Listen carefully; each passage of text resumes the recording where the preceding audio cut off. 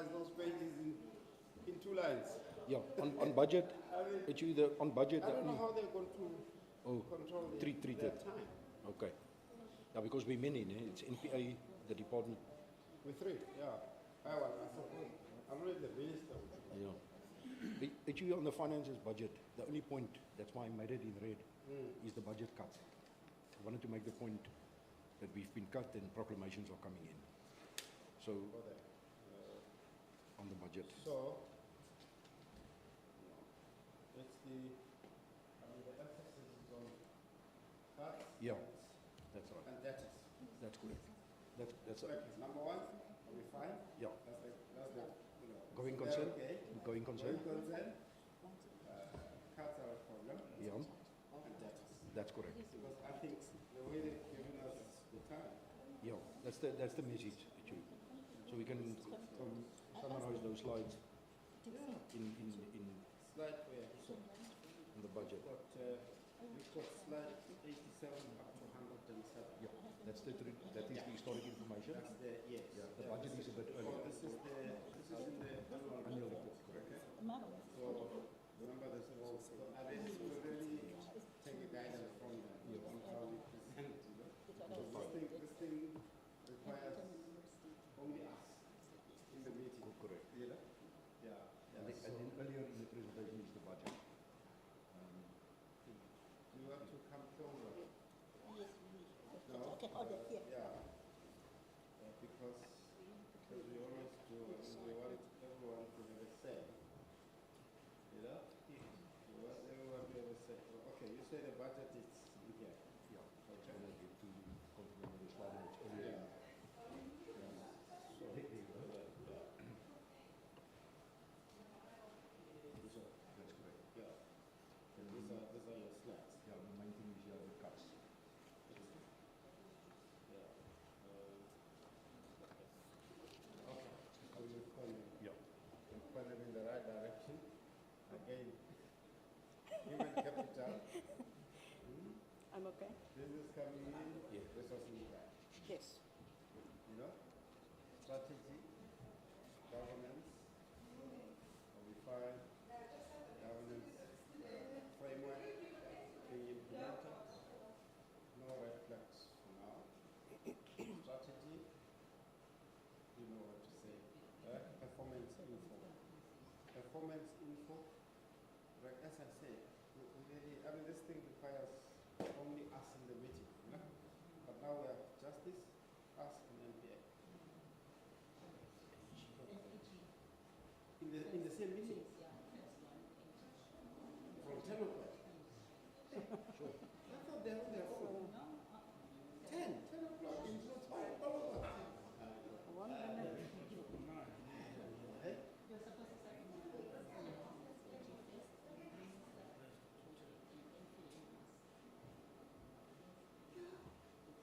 Very quick. Well, they've got the presentation, it's fine. They can read it. We really just highlight, honestly. And then, you know, you can come in as and when I indicate. Yeah. Otherwise, you slept well? At least that you. She didn't sleep. Hey, man, no one would sleep after experiencing that kind of a thing, you know? Yeah, I was actually talking to the head of strategy yesterday that, you know, we need to teach this hotel a lesson a bit, you know? Just, you know, send them a letter of demand of some sort, you know? Because she's here in the official capacity, somebody caused a trauma at the negligence of the hotel, right? So we need to decide what to do. Because really we can't just eat. What's coming? And then on our side, because I'm told the hotel is it on our database. It was. I was speaking to Mr. Lokato yesterday. It looks like the environment there, you know, it's such a. Not a good lobby. Yeah. So I don't know where they get the hotel from, but anyway, does that meeting come in next week? Next week? With the It is, yes, with the agents. yes, with the CEO. We'll just, sit down with them. Yeah, take all of this. Yeah, take all of this, talk to them, and hopefully after that, this being the real world, there will always be issues, but these issues are just too much. Yeah. They're just too many. Yeah. They're just too many. They really need to assist us. Yeah. One can put it that way. So we'll meet with them next week. So give it some thought, and how do we, Yeah. So we'll look at the report. who's going to give us the report? I've asked them for a formal report. Then we'll look at it. Yeah. But like you say, at this stage, when I spoke to the manager this morning, she apologized once again. She bought a bunch of flowers now, which is not good enough, but Yeah. to her take is that it's human error. They switched the rooms and then they gave you the wrong key. Last night it was the IT system. They were blaming the IT system, but she's saying it's human error. So the report must reflect that. Yeah. And then we decide. It's so. Imagine what could have, God forbid, what could have.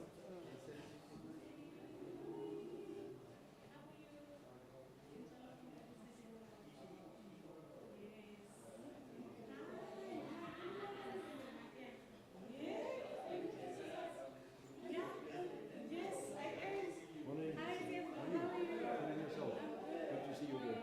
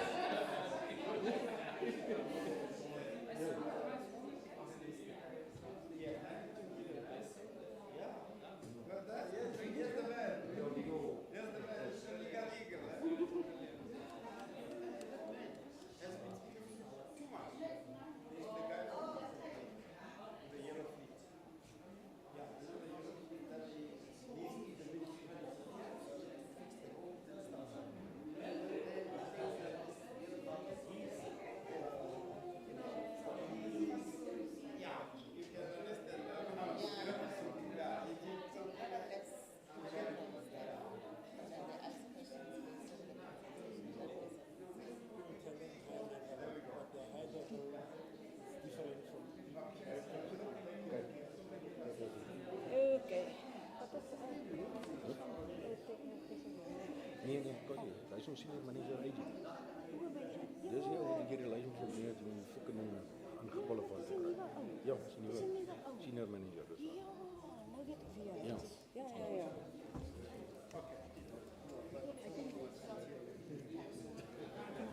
I think Leonard.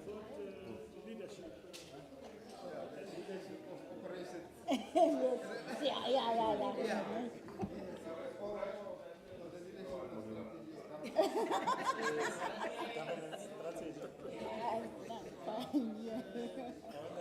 Because the problem is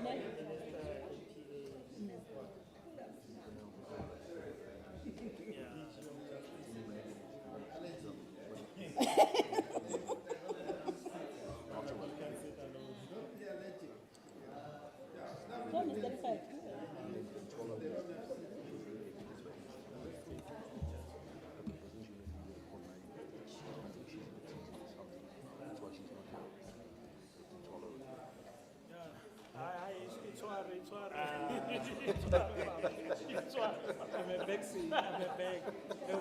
It's hard, let's go. That Yeah. one is the firing line. This is the second, The second firing. second defense, yeah. First line of defense.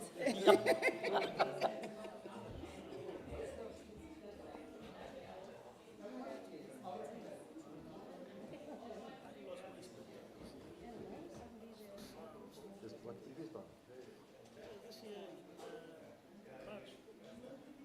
Sure. Really?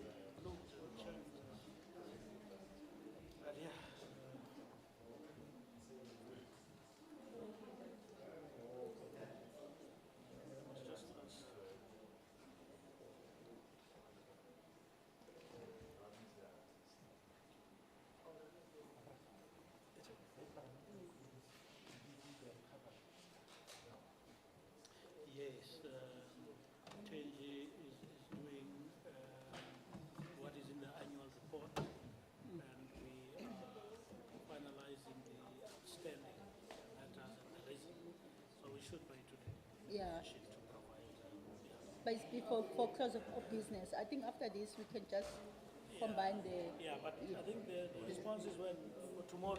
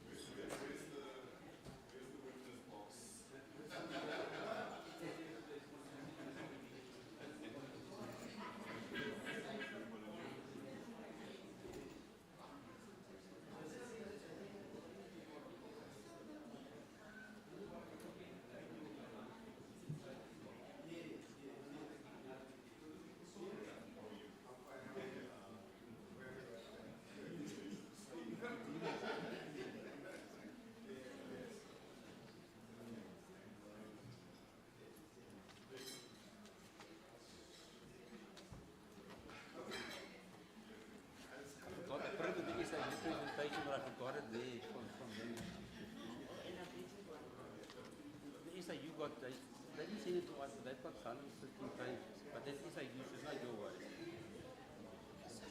I forgot now the SAU presentation then. Look where it printed. I'm going to ask it to. No, they send always those long ones. 100 and something. No, let me see. Look, resume. 150 something pages.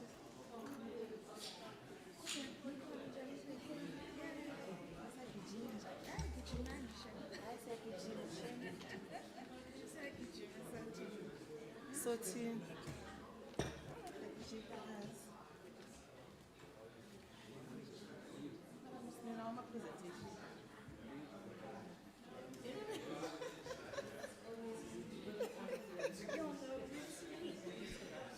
I'm not sure. What did you tell him?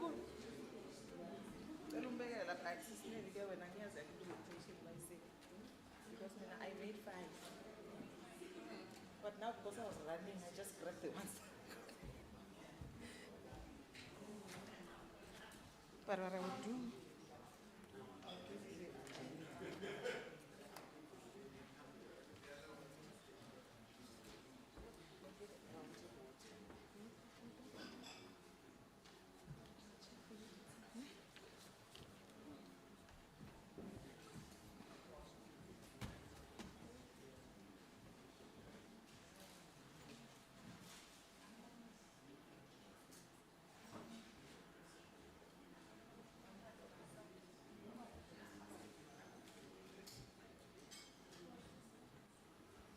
Good morning, colleagues. It's now 10 o'clock. Would want to start our meeting exactly at this time. We have agreed as the select committee that we would want to be disciplined at all costs and ensure that we run the business of the day according to plan. So before me, my time is 10:01.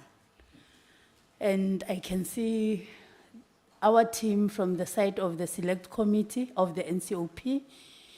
We are here. We're only short of those who have submitted apologies.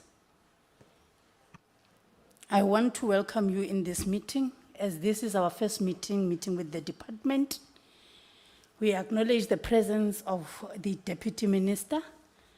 At least you got the message that we have agreed as the select committee that it is important that when we meet with the department or entities at the first time, it will be nice to have the leader as a political head of the department. We want to acknowledge your presence and we hope that you are going to be doing the justice into this oversight. As it is your mandate to ensure that you just do the just. Colleagues, we're meeting today after we have met with other entities during oversight when we were at Toyando and as well when we were dealing with SAPS, other issues are affecting your day-to-day work. And we want to say that this is a safe space where you feel that when you want to tell us what you need from us as help, you indicate in this particular meeting, because we don't believe in the oversight that is judgmental, but we believe in the oversight that is corrective, in a sense that if you didn't meet certain targets, you would need to take us in confidence and tell us why. And the why should be, what are you doing as well to ensure that you deal with those issues that you think that is the challenge of the department. My name is Jane Sibuletsu Mananiso. I'm the chairperson of this select committee for security and justice, and I was elected unopposed. That one, it is important because we are, by nature, we are politicians. So sometimes we raise our political heads and people will think that this one was not supported. So that is why every time I indicate that I was elected unopposed by this collective. From my right-hand side, we have Honorable Midupi from the Northwest Province. Honorable Midupi, she's a former member of the legislature in the province, and as well the former mayor. you would understand why I'm indicating this. I'm just, I'm sweeping the floor so that you get to understand the level of capacity of people that we are engaging with. And then after Honorable Midupi, I have Honorable Zulu from Mpumalanga. Honorable Zulu has participated as an activist in the body politics of youth formations and youth development, and he is now representing the MKP. Very soft as well. He still believes that he's still learning. And as the committee, we have indicated that we're not going to be agreeing on forever learning. There should be a point where now you are engaging as part of us. Because we must own up all this work that we are doing through oversight. And next to Honorable Zulu, we have Honorable Gerik. Honorable Gerik was the member as well of the National Assembly from the previous administration. So he has been promoted to the NCOP. Other people think that NCOP is demotion, but with the current 7th administration, we believe that it's another level of responsibility. He is representing the EFF. And next to Honorable Gerik, we've got Honorable Billy, the provincial whip of KZN, and as well the former member of the legislature, provincial legislature at KZN, and as well former councillor. Honorable Billy comes as well from the chieftaincy family. Next to Honorable Billy, we have Honorable Peter Nowe. Honorable Peter Nowe is part of the collective of the Contralesa, representing Free State. So don't be shocked when we ask issues of traditional leaders. What is it that you are doing as entities and the collective to ensure that we mainstream their issues and we work in collaboration with them? So Honorable Nowe, in my language, ke Kgosi Nowe. Yeah. And then next to Honorable Nowe, we have Inkosi Advocate Nonkonyani. Yeah. Your learned friend this side. Honorable Nonkonyani, he's our provincial whip at Eastern Cape, and as well the whip of the committee. At the back of Honorable Nonkonyani, we have Honorable Kotza.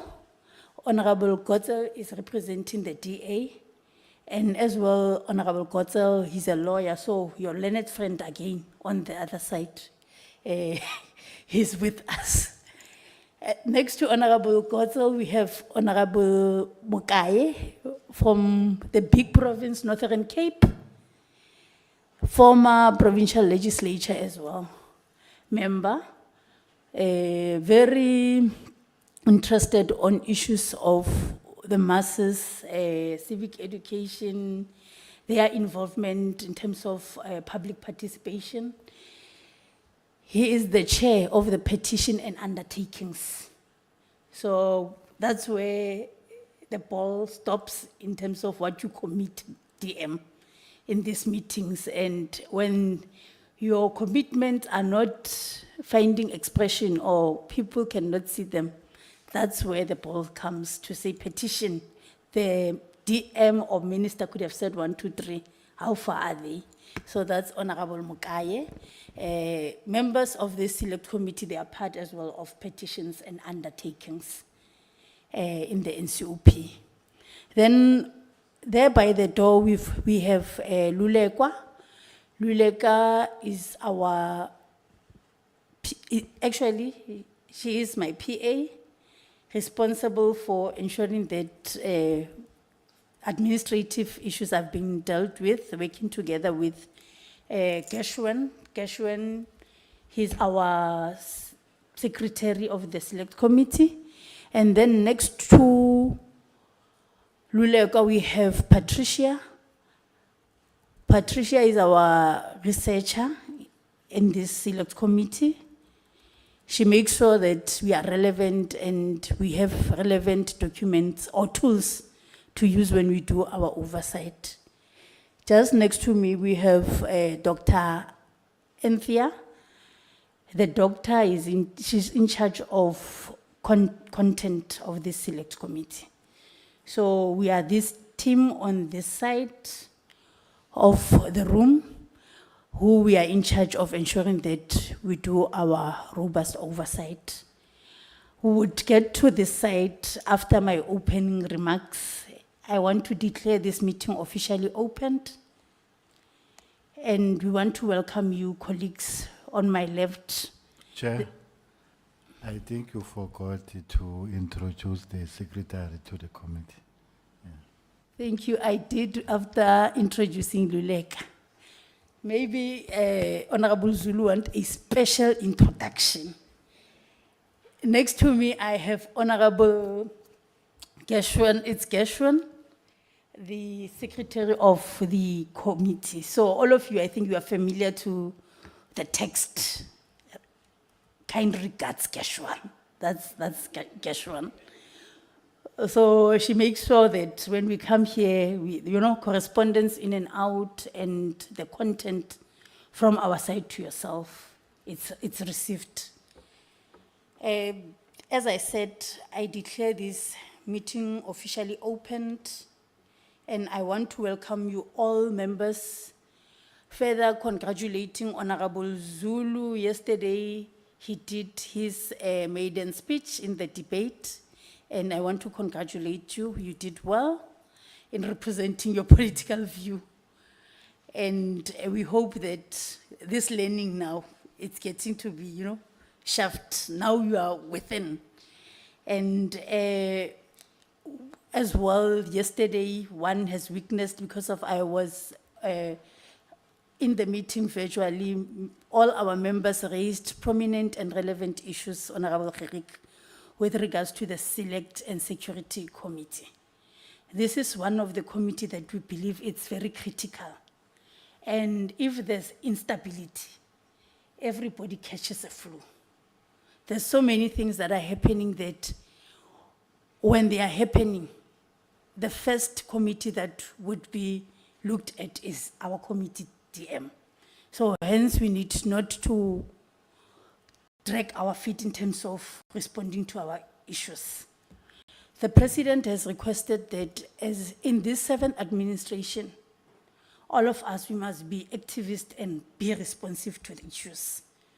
So it really shows that we need all hands on deck. Issues of bureaucracy should be the issues of the 6th Parliament, Honorable DM.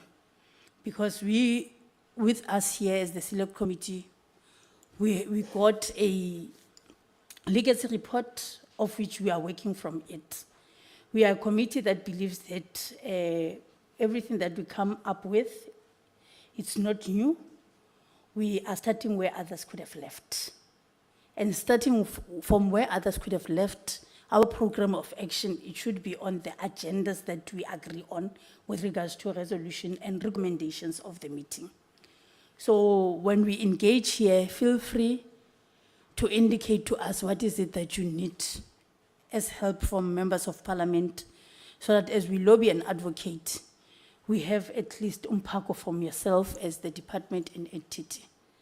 We want to welcome the presence of the AG, because it is through the AGSA that we do our robust oversight in terms of interrogating APPs, and as well checking why other targets are met or not met, and as well following the public pace. So we want to thank you for your presentation, even though we note that it came yesterday. In future, we hope that we'll get the presentation, before the eve of the meeting, because we are the committee that believes that we can take informed decisions that are meaningful based on the interrogation of what comes before us. But we will acknowledge that you did what you were supposed to do as the AG in terms of forwarding the documents to us. Members, as I said, we have noted on your reports that there's highlight that we still having issues of dealing with high volume of backlog in terms of our cases, be it on the SIU and as well as the department. We have noted issues of lack of proper records within the system, of which we would want to interrogate those issues and find ways and commitment intention from yourselves in terms of how are you going to ensure that we deal with those issues? Because we believe that we cannot forever discuss problems but with no solutions. Our people are losing hope on daily basis in terms of our system, on the basis that there's few things that we need to do and we are not doing them as supposed to. So we're meeting here today noting all those challenges, and we hope that as the two parties, us as members of parliament and yourselves, people who are charged to do administrative issues, we are able to find each other and agree that 1, 2, 3 needs to be done, giving the agility it deserves.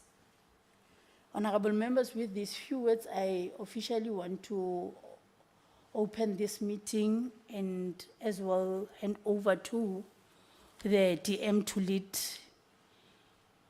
his collective and as well indicate the designations of those who are in this midst. And the last person who would do the introduction as well is the AGSA in terms of the team before we get to other items of the meeting. Over to you, DM, for opening remarks.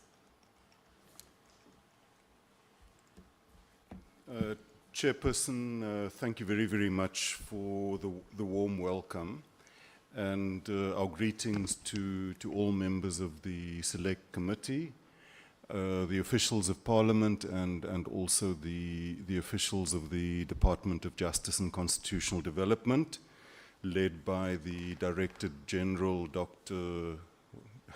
I was going to say Advocate, rather, Doc Mashabane. Part of that team, which I'm sure the DG will also further introduce, would be Deputy Director General Tabiso Titi and the Chief Financial Officer Irene Singo.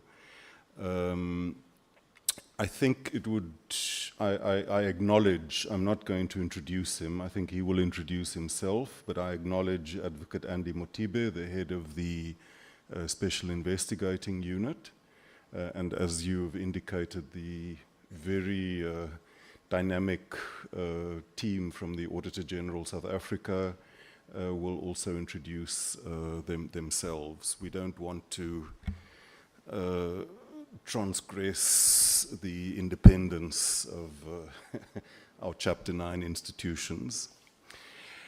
Chairperson, I want to start just by conveying the apologies of the Minister of Justice and Constitutional Development.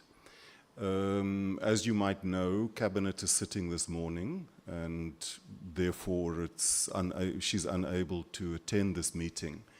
But I just want to, on her behalf, convey to the committee her very deep appreciation and respect for the role of the NCOP, both as the Deputy Minister or the Minister for Justice and Constitutional Development, but I think having come from the sphere of local government as a mayor, as a president, a former president of SALGA, I think she has a very deep appreciation, as do I, from also a previous life. Secondly, Chairperson, I just want to say that it's a great honor to lead the delegation here today, and I just want to start off by expressing my appreciation for the manner in which the invitation to this meeting has been crafted, because I think it really gives a clear indication of the NCOP focusing on its core mandate, and not simply seeking to be a mirror image of the National Assembly. So the questions that you ask in your invitation. I mean, starting with paragraph 3, to say, in terms of service delivery, the NCOP requires a provincial-based focus with detail of how the department has implemented the budget provincially and improved access to services throughout the country. The report should include provincial demographics, age ranges, etc., etc. I think already that is really adding value to the oversight role of Parliament, because we account to the National Assembly at a certain level, but bringing in that provincial dimension is very, very important. I think secondly, the item raised in paragraph 5, where you say that in addition the committee has a keen interest in services to rural and traditional communities and the implementation of relevant legislation, amongst others the Traditional Courts Act. So I think we really welcome that focus, because it also enhances our own work. And in that regard, I just want to recap some of the remarks that I made at what I thought was a very important strategic planning meeting held by the NCOP a few months ago. And I was very honored to be asked to come and address that gathering as a former Deputy Chief Whip. What I quoted there from a report that was done by Professor Christina Murray, who I think those of you who were around at the time, which unfortunately we are getting fewer in the constitution-making process, she was one of the panel of experts that advised the Constitutional Assembly. In her report, which is titled Speeding Transformation, NCOP's Role in the Oversight Process, she says, a fundamental part of oversight is to assess whether the implementation of laws and the expenditure of funds achieves the goals intended by Parliament. Transformation will occur only to the extent that initial goals are attained. Poor implementation will prevent or at least delay transformation. The NCOP's role in oversight is to draw provincial and local experience into the national debate when the effectiveness of policy and its implementation is considered. Provincial and local government members of the NCOP are the elected politicians closest to the delivery of services. Through oversight, the NCOP brings provincial and local experience of implementing policy to the centre. It thus ensures that the centre remains sensitive to the conditions and needs of everyone. At the same time, in drawing provincial and local government together in a single forum, the NCOP permits sharing of experience and ideas among provinces and local government. Oversight can help identify common problems and best practices, thus strengthening the capacity of every level of government to deliver. Because of this special role, the NCOP must carry out its constitutional oversight mandate in a way that is distinct from all other legislative bodies. And I think we see that reflected in what you've requested us to come and do here today. I would like to conclude that part of the introduction just by quoting from the keynote address to the National Conference of the NCOP that was held in 1998. It's addressed by former President Mbeki. It says that President Mbeki went further to suggest a criteria for judging the performance of the NCOP beyond the mere attainment and passage of legislation. He posed several questions. Firstly, are provincial legislatures working to ensure that they engage their communities in evolving the important pieces of transformative legislation that have to be passed? Two, to what extent are provinces evaluating legislative proposals emanating from the national executive against the conditions which prevail in their areas? And thirdly, are provincial legislatures alerting the national government to potential problems that may be encountered if particular policy proposals are pursued? So I think it's what you've invited us to do. I think is very consistent with that perspective, and we welcome it. Second point we want to make is that the Government of National Unity has set 3 key priorities. Firstly, growing the economy, promoting inclusive growth and creating jobs. Secondly, addressing poverty and the high cost of living.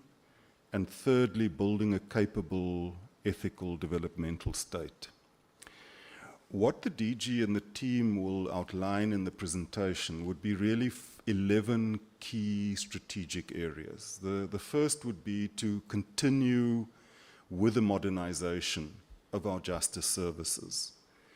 And that would include both putting in place adequate technological systems and processes, digitization, etc., but also modernizing the way in which our systems work. Secondly, improving departmental capacity and good governance. And that would include both the manner in which the department handles and accounts for funds, but also directs those resources to the attainment of the key priorities of government. Thirdly, strengthening the fight against gender-based violence and femicide. Fourthly, improving justice services and constitutionalism awareness. Fifthly, increasing access to justice services. I think that's a core pillar, which I'll also come back to just now. The sixth would be implementing the Master's Services turnaround strategy. And I'm quite sure that many members will have a lot to ask on that, and quite correctly so, because this is a huge challenging area. I know my email inbox is at the point of bursting.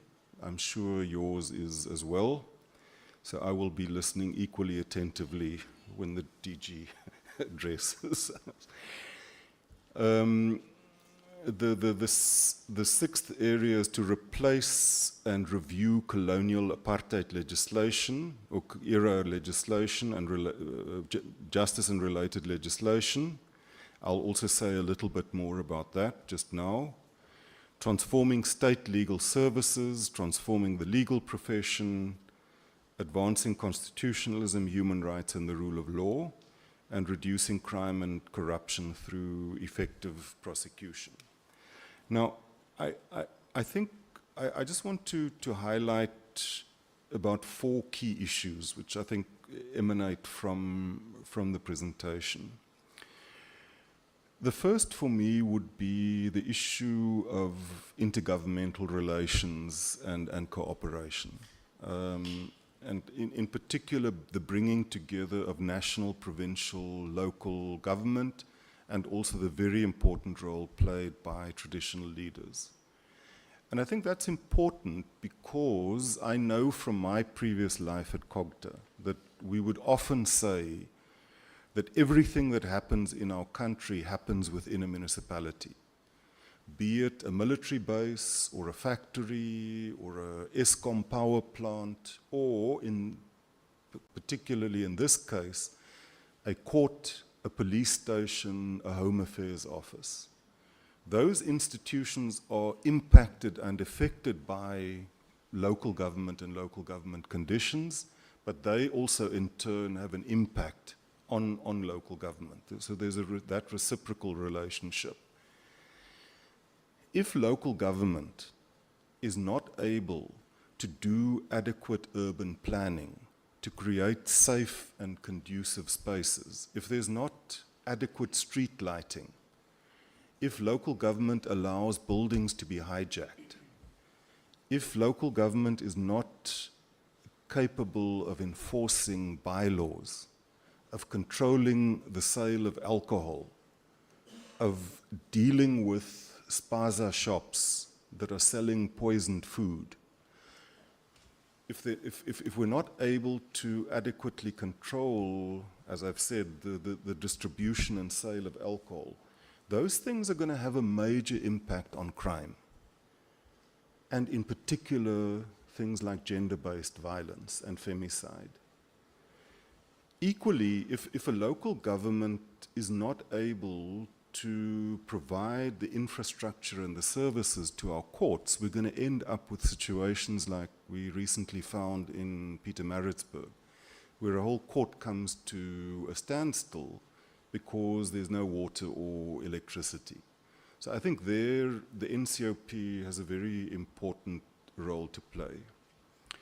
The second area that I want to highlight is the question of spatial transformation and spatial justice. The reality is that 30 years into democracy, we really live very much still in the grip of the legacy of colonial and apartheid spatial planning. And that has a huge impact both on our quest to build a nation that is united in its diversity, but it also poses very serious problems in relation to service delivery. In that regard, the presentation will also highlight aspects around the rationalization of courts, both the high courts as well as the magistrates' courts. And I think that from a provincial perspective, that is particularly important, and I'm sure that the representatives from the Eastern Cape will also be posing questions and articulating views on issues such as the designation of the seat of the High Court, in particular the issue of Makanda and Bisho. Third area I want to just highlight is the issue of legislation. You've asked in your invitation for us to present a proposed legislative program for 2025. That has been done. It is in the presentation. But I just want to say that we have been requested by the Deputy President as Leader of Government Business, all departments, to submit by the 13th of December a proposed legislative program for the entire 5-year period. So we are busy working on that, and obviously we'll share it both with the Select and the Portfolio Committee. But we just do want to flag a concern, maybe for yourselves also to take up within the parliamentary processes, is that the Department of Justice and Constitutional Development, probably more than most, if not all other departments, is a legislation-intense department. That's part of our core business. That's what the DG has, an army of officials who spend sleepless nights generating lots and lots of legislation. But what, and as the DG will indicate, that we are ready with quite well, we're taking the GNU objective seriously about job creation. We're ready to create jobs for the Select Committee. There's lots of legislation waiting.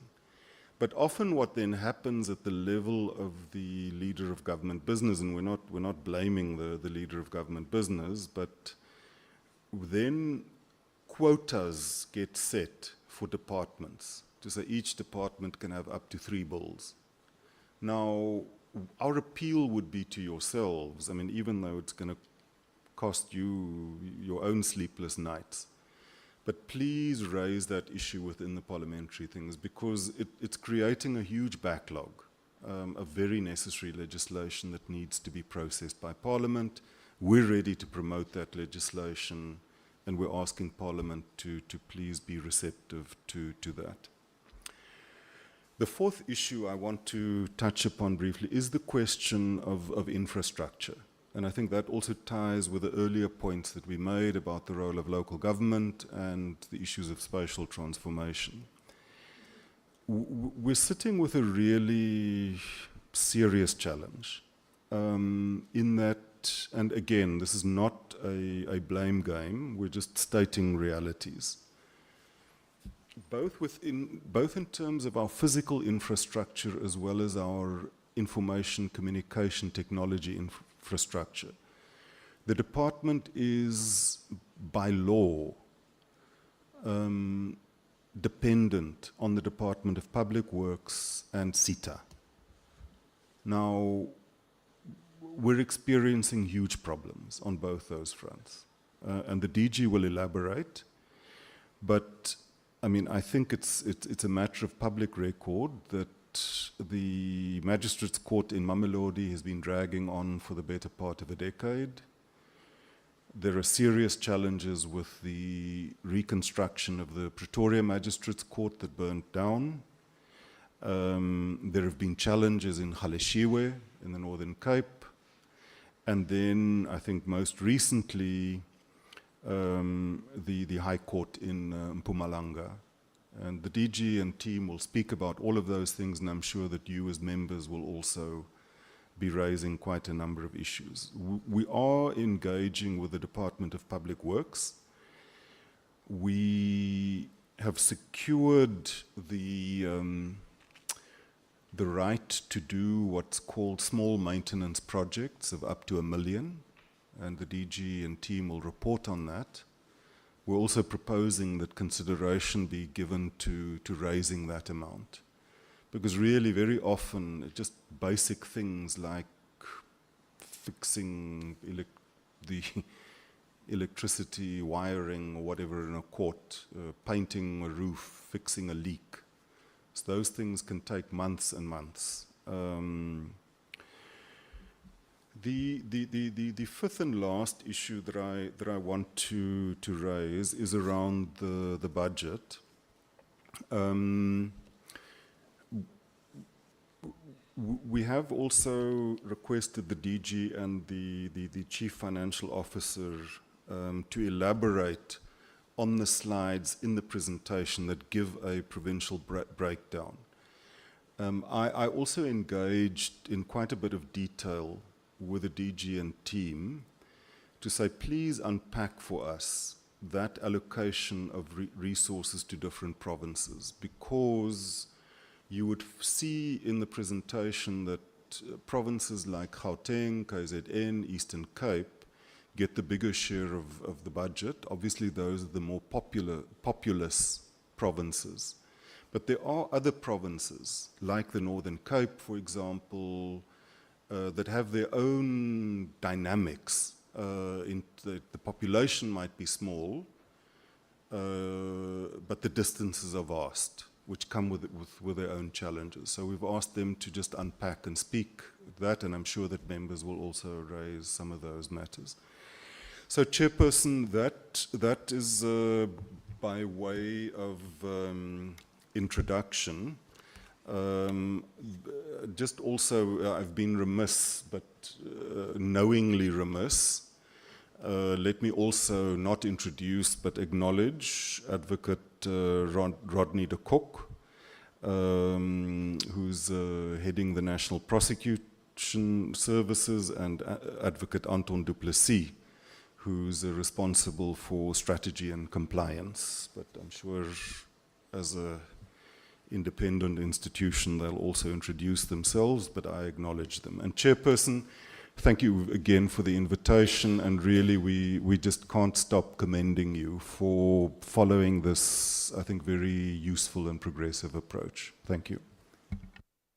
Thank you, DM, for your political overview and as well the sense in terms of where you think we can take the department forth in terms of ensuring that it's community-centric, because most of the issues that you have raised on your remarks, we can relate with them because we have done oversight on other magistrates like there at Thohoyandou and we were brought to light on issues that we have dealt with regards to spatial framework and as well transformation and what we would want to see happening in our space. And I want to congratulate the ministry as well and commend you for signing the blacklist maintenance MOU for the defaulters. It brought some excitement to women, but some people omitted the fact that it's for both male and female, because of not only men do maintenance, but we do have women who are maintaining the other parties. So the community is very excited about the MOU, and we hope that heads will roll. We want to encourage everybody within our midst, and I hope that we've got credible men here who are paying maintenance. We won't be dealing with maintenance issues from our members. So it's a good memorandum of understanding. It shows that we're moving to the right direction. I would now hand over to Gershwin just for apologies so that we record them. And DM, we have noted the apology of the minister. However, please note that we appreciate having apologies prior to the meeting so that they are read along with all the apologies, even though we have noted it. But in future, please note, apology comes before the meeting so that the announcement becomes one on the apologies. Over to you, Gershwin. Thank you, Chairperson. We have one honourable member, Msinga, who tendered a sick note, Chairperson. Thank you. All right. Thank you. So we are in full number. Would now... Chairperson, honourable members, distinguished guests, good morning. I'm sorry. On the issue of apology, perhaps I think there has been a communication breakdown between my office and that of the Secretary. Honourable Pala had to go and meet a doctor this morning, and he asked me to convey his apologies. I'm sorry. Thank you, Honourable Nonkonyane. The apology is in order and it has been registered. It was an oversight as well from my side because of he has indicated that he won't be in due to an appointment with the doctor. Members, now it's 10:42. In terms of our item, we are getting a briefing by the Auditor General of South Africa on the 2023-2024 audit outcomes of the Department of Justice and Constitutional Development.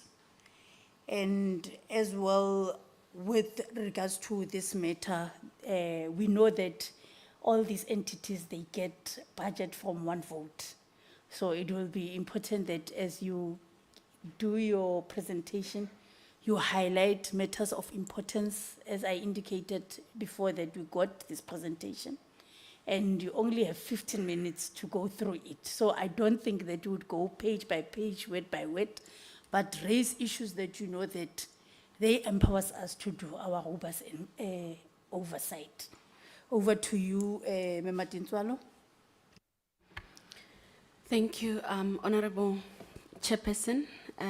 Good morning to the honourable members, the department, DM, the SIU head, and the colleagues. My name is Tintswalo Masia, as introduced by the honourable Chairperson. The invite indicated that we should give a brief on the audit outcomes of the department, SIU, and the NPA. And that is what we will briefly take you through this morning. I am with two of my colleagues that are responsible for auditing this portfolio. On my left, it's Apendule Mantiane, who is the senior manager responsible for auditing the department. That is also dealing with NPA. And then at the back, we have Kasi Kruger, who is responsible for auditing SIU. We'll try and manage the time, Honourable Chairperson. So I'll just briefly take, or maybe speak about the strategic objective of the office. So we are here to honor our mission and vision as the Auditor General that exists to strengthen the country's democracy through the work we do, which is auditing, to build public confidence, to enable oversight, which is part of this select committee. We hope that you will find the insights that we're going to share fruitful to shape your responsibility as the select committee. If we move to the next slide quickly. So we have a strategy that we've pinned, which is called Culture Shift 2030. The strategy aspired to see public sector in South Africa shifting to a point where all of the outcomes that we come and audit and find, it's not only talking about the checks and balances, which is a good base if it's in place, but aspire to see impact in departments such as this one for the justice and constitutional development, as well as the impact that the entities under this portfolio are responsible for in the lived experiences of the citizens. So we've then come up with this ecosystem, which is called the accountability ecosystem, which is appreciating that an ambition, a strategic ambition to see public sector culture shifting is a huge ambition that cannot be achieved by the Auditor General alone. So we are just urging all the members of the accountability ecosystem, of which Parliament is one of them, and the public bodies such as the SIU is one of them, that we all work together. We all do our role, we play our part, so that together we can shift and improve the lived experiences of the citizens in terms of service delivery that the people will be experiencing. So I'm going to hand over to Apendule, who's going to lift key things on the presentation, being mindful of the time limit that we've been given. And then, yeah, so I think we'll mainly focus on the service delivery elements. And briefly, just the audit outcome so that you have an appreciation of where these three key auditees that we've been asked to speak about are. Over to you, Apendule.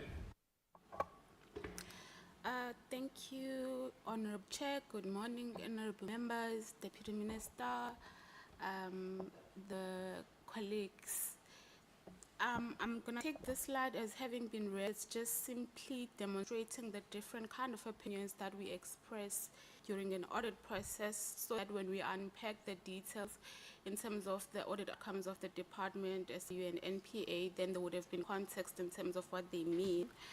On this slide, we are simply reflecting on the performance of these institutions throughout the 6th administration, starting with the Department of Justice, which includes the National Prosecuting Authority. The department's audit outcomes on the audit of annual financial statements overall has improved during the 6th administration. This is mostly attributable to the work that was done by the department in the year 2022-23, whereby the department was able to deal with the historic qualification on contingent liabilities, which had been prevalent since the beginning of the administration in the year 2019-20. And this was mostly attributable to the work that was done through this, the CFO that was appointed in April 2023, having enjoyed also the support of the DG, wherein the department developed standard operating procedures to assess claims against the department, as well as overhaul review of all the litigations to establish a new contingent liabilities register, having been assessed in accordance with the revised and the developed standard operating procedure, which was really commendable. However, we are also highlighting that the department in the year 23-24 achieved an unqualified audit opinion with material adjustment on the financial statements from the audit process. So it is important that the department does intentional work to reflect and also correct itself in terms of how it maintains records, such that there is no reliance on the audit process to achieve credible reporting. In the case of SIU, the entity during the 6th administration term regressed, and that was largely attributable to the qualification that we reported in the year 22-23. Chairperson, the entity received a qualified audit opinion in that year because the entity was not able to correctly account for revenue that is due from the different client departments they work with in the correct accounting period. And that was mostly because of the relationship and the work they do with the Office of the State Attorney, wherein the Office of the State Attorney is faced with different challenges. Sometimes legal counsel bank invoices, then they do not submit them timelessly, which means by the time they submit these claims, they fall outside whatever accounting period the SIU would be working on, as the accounting framework is informed by GRAP, which requires that they account for their transactions and expenditure on an accrual basis. So that was one of the challenges that presented SIU with the issues that resulted into that qualification. Over and above that, the Office of the State Attorney also struggles to process invoices timelessly when they are received, and whenever payments are made, also it takes a lot of time for the department to then process those payments into claims and bill the respective client departments that they work with, such that by the time the billing is issued to SIU, the invoices would be relating to a different period than the year they would be dealing with. However, it is important to note that SIU also had a responsibility to ensure that they develop processes to identify instances where they receive invoices that fall outside the accounting period, and then they adequately present them in accordance with the applicable accounting framework. So that was the main reason for the regression. However, Chairperson, we are also happy to report that in the year 23-24, then SIU was able to address the qualification, and the entity received an unqualified audit opinion with findings, and that is an improvement, Chairperson, that is notable and commendable. However, it is still important then for the entity to work on making sure that they maintain appropriate records to ensure that the reporting is accurate, complete, and also supported by the relevant evidence, and the revenue is accounted for in the correct accounting period. Moving to the next slide, Chairperson, we are reflecting on the quality of performance of annual performance reports that were submitted by these institutions during the audit of the year 23-24, wherein SIU, before the audit, they submitted an annual performance report that was free from material misstatements, and therefore the report which was submitted was credible and did not require auditors for it to achieve credible performance reporting. Unfortunately, in the case of the department, including the National Prosecuting Authority, so Chairperson, when we audit the department, we selected two programs, one focusing on NPA and one also focusing on the department. Unfortunately, this department was not able to submit a credible performance report prior to the audit process. We raised and identified material findings, which some the department managed to adjust. However, there were some that were not correctly adjusted, and thus we included material findings in the audit report. Key issues that we noted: proper records are not maintained, and also in other instances the reconciliation and the verification of information is not adequately and effectively conducted, such that the information that is reported is not does not agree to the supporting records that are presented. There were indicators that were not well defined, especially indicators in the department which had court dependencies with other role players within the criminal justice system, where in those arrangements were not predefined and agreed upon with those role players to ensure that the department is able to collect and report on terms of the performance of those particular indicators. And those were key service delivery indicators that relate to issues of issuing of protection orders within a particular time frame as the department would have planned. And as such, these particular indicators were not achieved. And when such instances occur, then that means the issues of gender-based violence and femicide, as they would have been noted by the DM, are exacerbated, because then the entities and the department institutions that have a responsibility to ensure that these are delivered timelessly, there is no record to say has this objective been met, and if it's not met, what then course corrections need to be taken to ensure that these are delivered timeously. These are some of the issues that we are highlighting in the report, Chairperson.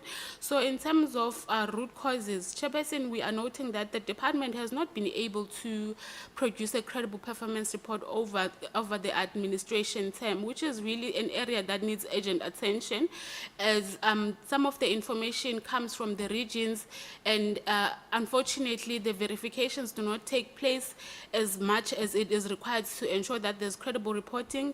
Yes, there is accountability processes and systems that are implemented by the department, but they do not seem to be effective, as these are repeat issues that the department could have prevented.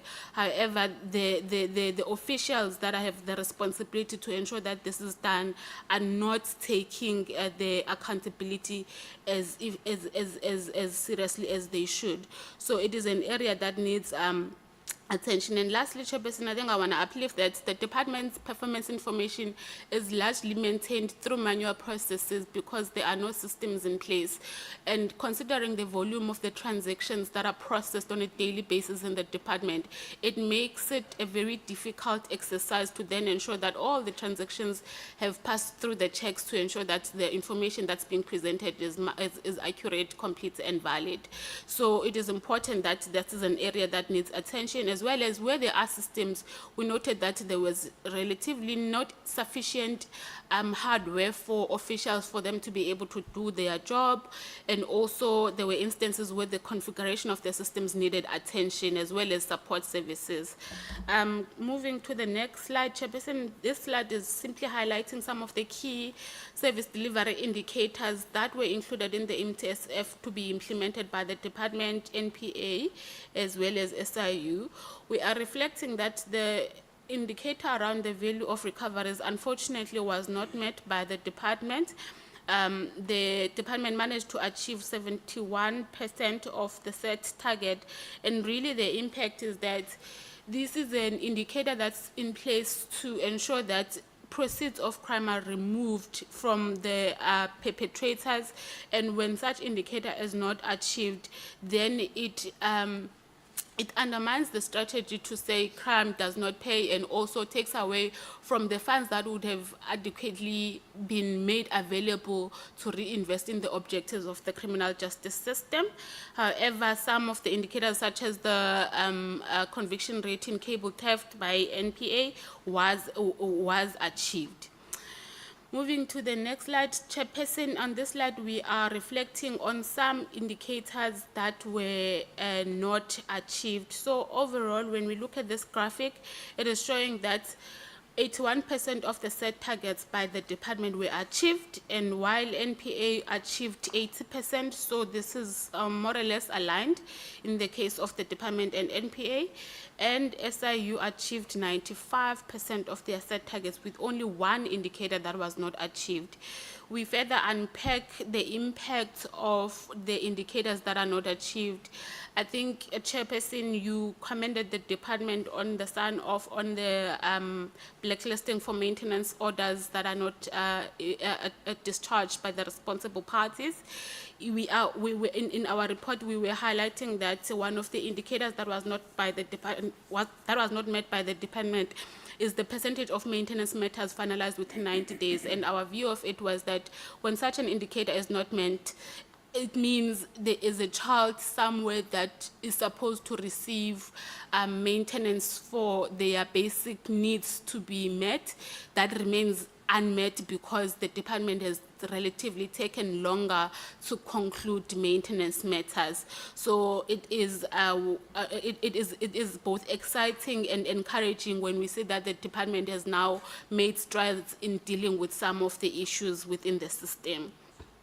In the case of NPA, the one indicator that we want to highlight which was not met is around the issues of enrollment of state capture matters, which when it's not met, it really means there is no accountability for the alleged perpetrators, and also the proceeds of corruption are not removed or will not be removed timeously. So it is an area that needs attention. But also, Chairperson, maybe to further unpack this one, when we were auditing, we observed that the investigative directorate did not meet this indicator, mostly because of the capacity constraints that they had in terms of human resources, as they had certain vacancies. So it is one of the areas that needs attention to ensure that it is expedited.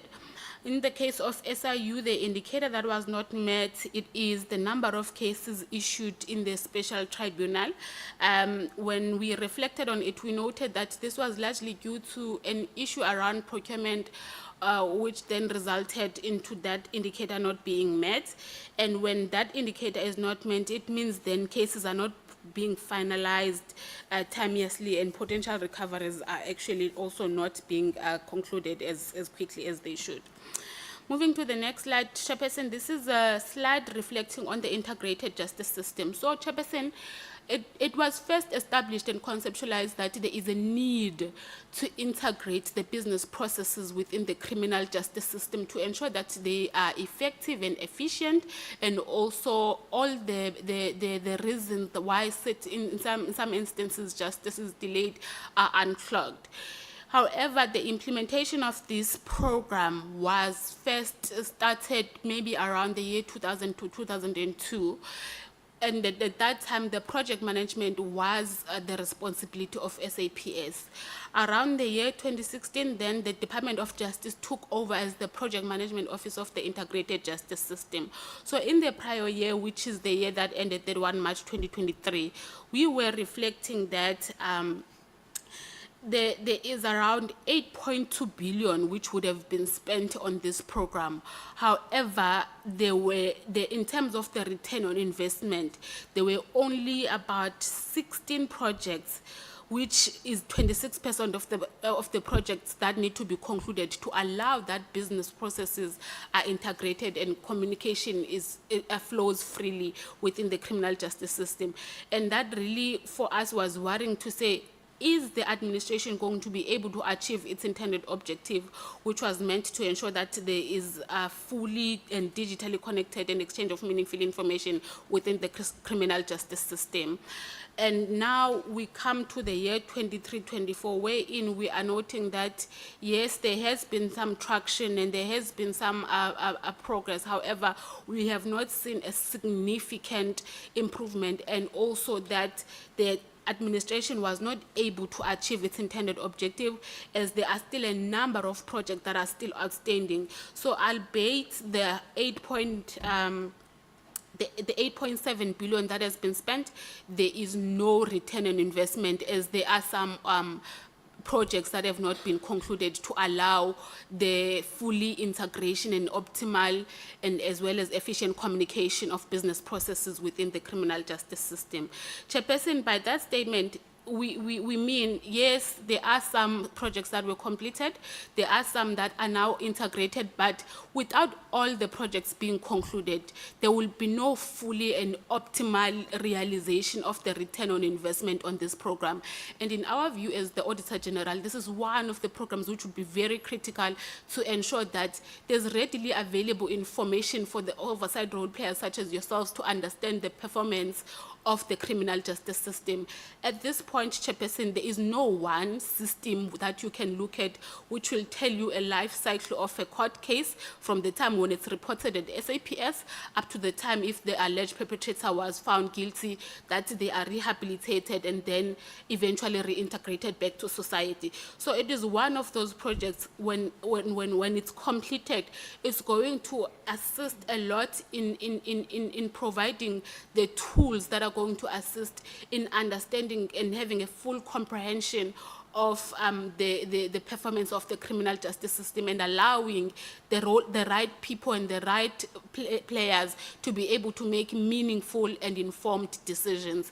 One of the engagements I would have had with some members of the department, they were telling us that, Chairperson, they don't have the right information for them to be able to advise which magistrates has not made rulings in a particular period.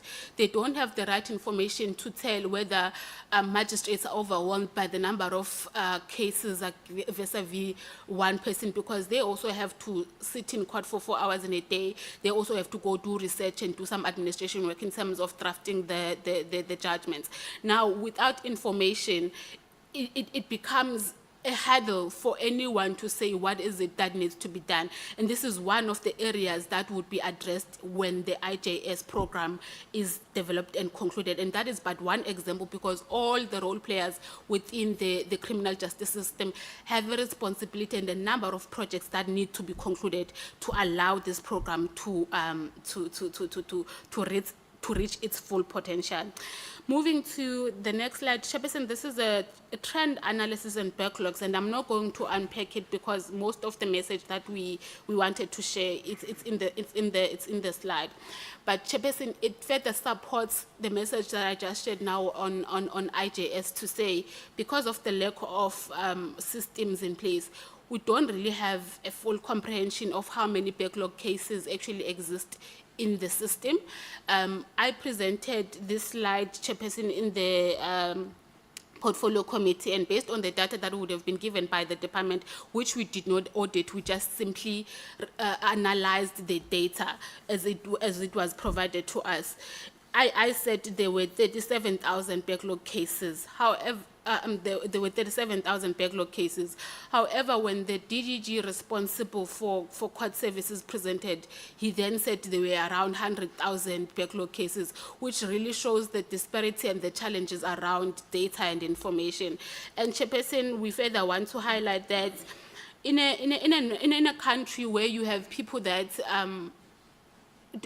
sometimes do not report cases, especially when it comes to sexual violence, when it takes this long or longer than 12 months for matters to receive the attention they deserve, then it further exacerbates their beliefs and their fear of coming forward and reporting issues. And when issues go on not being reported, that would result into crime not being addressed as it should. And lastly, Chairperson, I think I also want to highlight that when these cases go on not being concluded, and some of the perpetrators, based on this data, alleged perpetrators would be out on bail, and meaning they are back in the communities.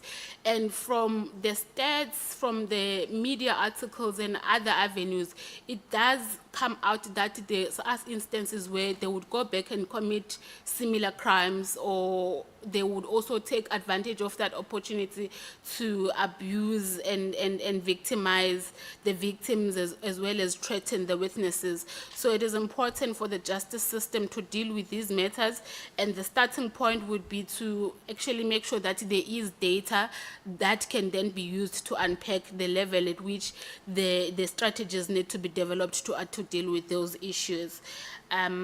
Moving to the next slide, high level, Chairperson, we noted and observed that there were really complaints around the master's office, and we did work to just understand the control weaknesses in terms of what are the gaps and the areas that are allowing opportunities for these issues to be perpetrated. And we noted that to a certain degree, the verification of beneficiaries is lacking, because it just simply relies on affidavits without necessarily being any other cause that would be able to assist with verifying and authenticating that the beneficiary is actually the right person to be receiving the estate of the deceased. So those are some of the areas that would need attention as they create opportunities for manipulation of information, and also then realizing the issues that are now coming out in terms of complaints wherein people are unfairly benefiting from deceased estate. I think when we come to the recommendations, we were going to share that when it comes to the master's office, the department is implementing a turnaround strategy, and we are recommending that the committee should support the department and also just work with it in terms of assisting to ensure that the strategy is implemented effectively, and also they are reporting back to the entity in terms of the performance in terms of in implementing that strategy.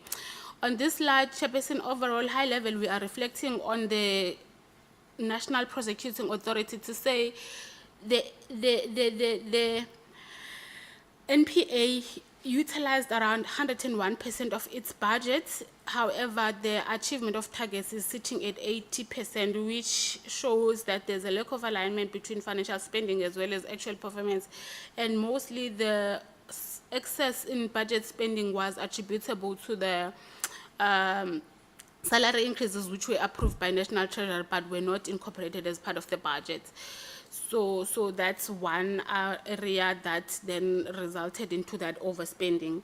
In terms of key performance indicators, Chairperson, I think I'm gonna then try and move to the recommendations for us to manage time. So three things that we simply want to highlight. It's the issue of the lack of automated systems to enable credible data and reporting and service delivery.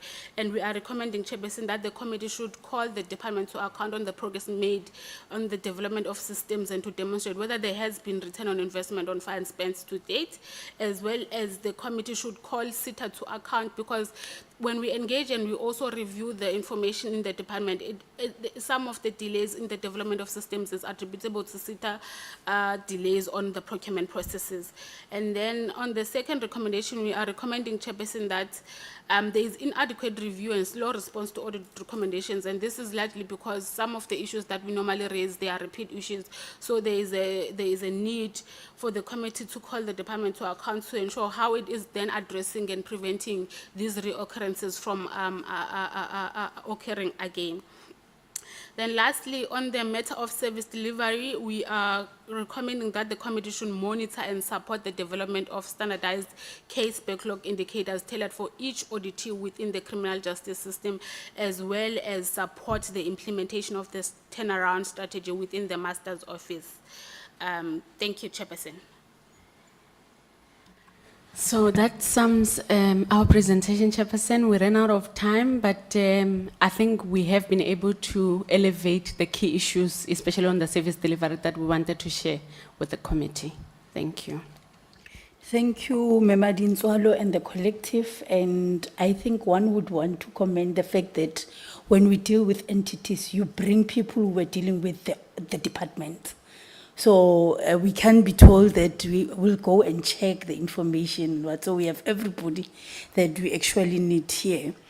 Without wasting time, we then go to the briefing by the Department of Justice and Constitutional Development, National Prosecuting Authority and Special Investigating Unit on the Annual Performance Plan 2024-25, Budget and Performance Information for 2023-24, and Annual Report. Dade Mutibi, when you take us through these areas, where you know that the Deputy Minister has made remarks, just put that point and go to another part in terms of responding to issues that you think they might come out as why, when, how, so that we are in sync in terms of how we are unfolding in this meeting, noting that you have 30 minutes to go through all these entities in terms of your presentation. So don't leave anything behind. That is important, that all of us, we need to know and get clarity on them.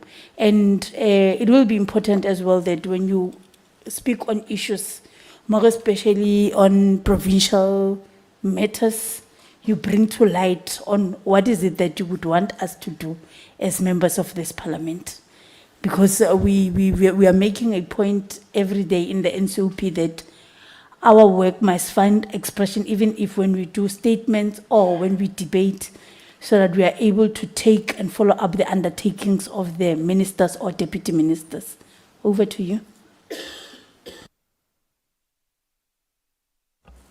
Honorable Chair, thank you very much for the opportunity.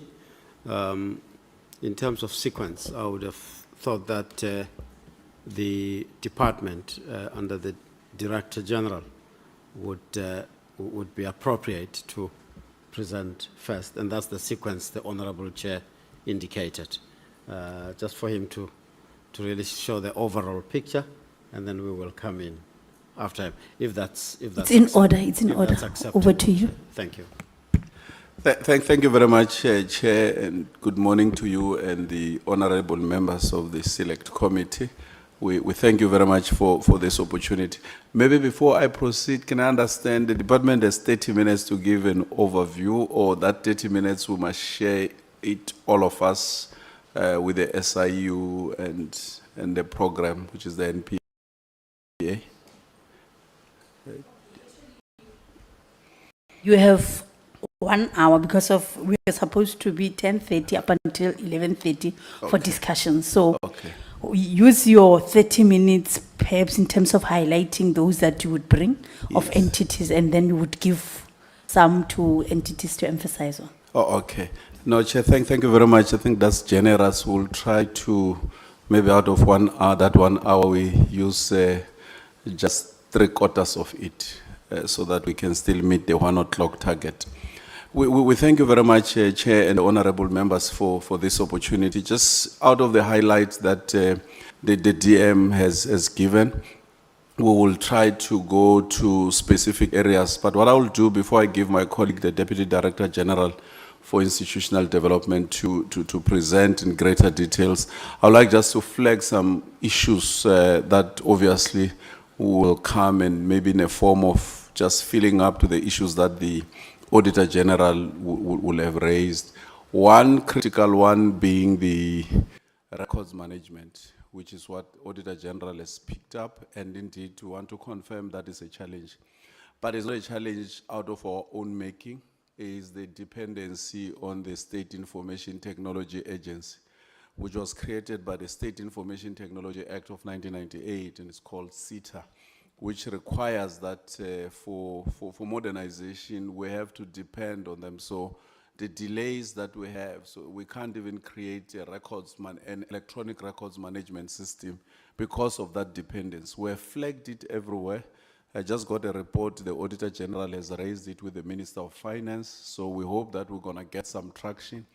There's no Minister of DCDT in the past 5 years who has never received a letter from Minister for Justice asking that the department be exempted.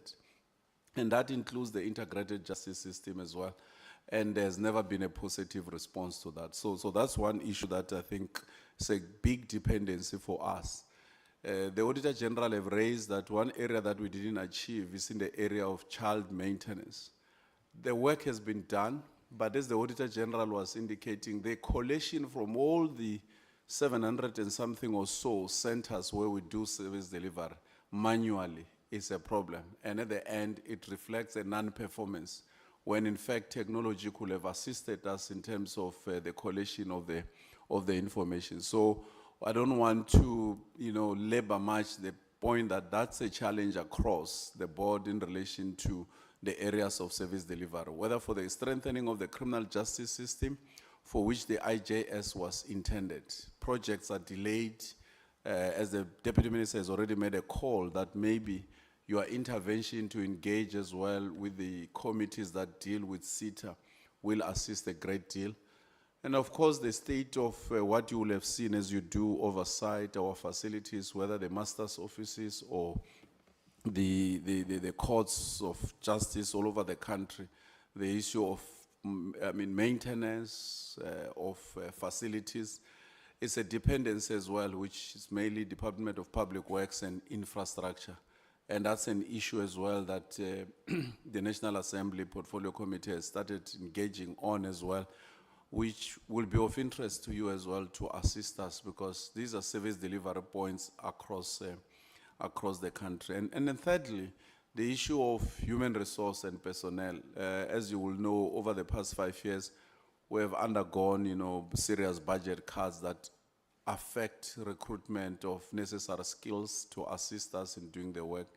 But even this year, in a case where Treasury has agreed to give us a reprieve to allow us to fill posts, there's a very complicated bureaucratic process that makes it impossible to swiftly fill a post, even posts that are vacated due to number of reasons, either retirement or promotions and all of that, still have to undergo a very, lengthy, cumbersome, and somewhat complicated bureaucratic process of going to Department of Public Service and Treasury in order to get an authorization to fill a post at a very low level, a clerk of the court or court interpreter, and those are direct areas of service delivery where the justice machinery cannot move without those people being appointed. So I thought I should reflect this issue so that when our report is presented, that 80% performance should be understood in that context for the previous year.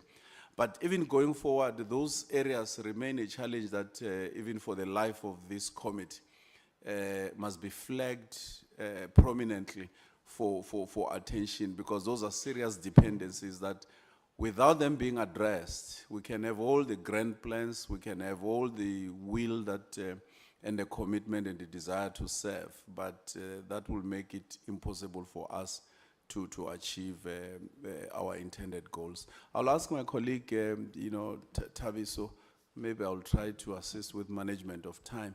In less than 15 minutes, if you can give an overview of the performance so that the CFO as well can get 10 minutes to summarize the financial performance.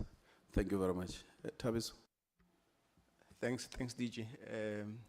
Morning, Chair and members of the Select Committee. Our presentation today it's got about 7 parts. That was in line with the guidance that we got from the request from the Select Committee. The first part deals with the overall performance of the department, the annual report and the annual performance report. Then we go to the strategic priorities, infrastructure per province and the challenges, the traditional court regulations, legislation to be introduced in 2025, and lastly, the CFO will be talking to the budget, including adjusted appropriation. I think from where we are seated, we felt that we need to give an overview of us as a department, to indicate that the plan was drafted in line with the revised framework, focusing on managing the program performance information, and also effecting the ministerial performance agreement and the constitutional mandate of the department. And I've indicated that there are 5 projects that we'll be looking at as the Department of Justice and Constitutional Development. Program 1 being administration, Program 2, lower court services, Program 3, state legal services, and Program 4, National Prosecuting Authority, and lastly, auxiliary services. From a high-level point of view, we had 10 outcomes that we had to respond to, and out of them, we developed 84 output indicators. Out of the outcome 1, there are 10, outcome 1, there are 8, outcome 2, there are 18, outcome 3, 2 output indicators, outcome 4, 17, outcome 5, 8, outcome 6, 5, outcome 7, 5 indicators, outcome 8, 3 indicators, outcome 9, 5 indicators, and outcome 10 is 15 output indicators, and all of these are reflected in the APP. In this, at the beginning of it, we managed to deal with a couple of issues. One of them is to look in terms of removing some of the indicators for this financial year. Some were achieved. One was the disaster management plan, which was approved by the DG, the number of approved service standards, and the policy framework on language services. And the other ones were removed as they will be achieved in this financial year at an operational level. One was the review of the small claims court system submitted by the minister on time, the social compact between the executive, judiciary, and the legislative tiers of government, the National Conference on the Review of the Criminal Justice System, the National Conference on the Human Rights, which both of them were held earlier in the year, and the number of RSO clearance certificate issues based on the backlog that we had. There's an MTF indicator of the number of dedicated special commercial crime calls capacitated was removed because it has been fully achieved and they are operational.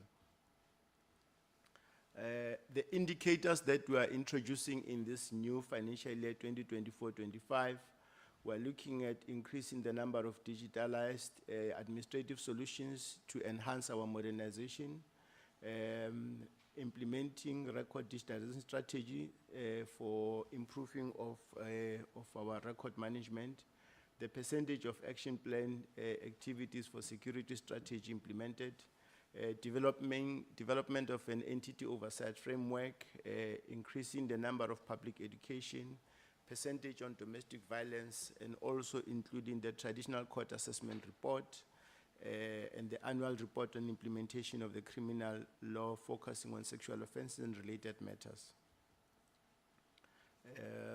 Also, we are going to be introducing the number of strategic interventions towards the promotion of human rights implemented,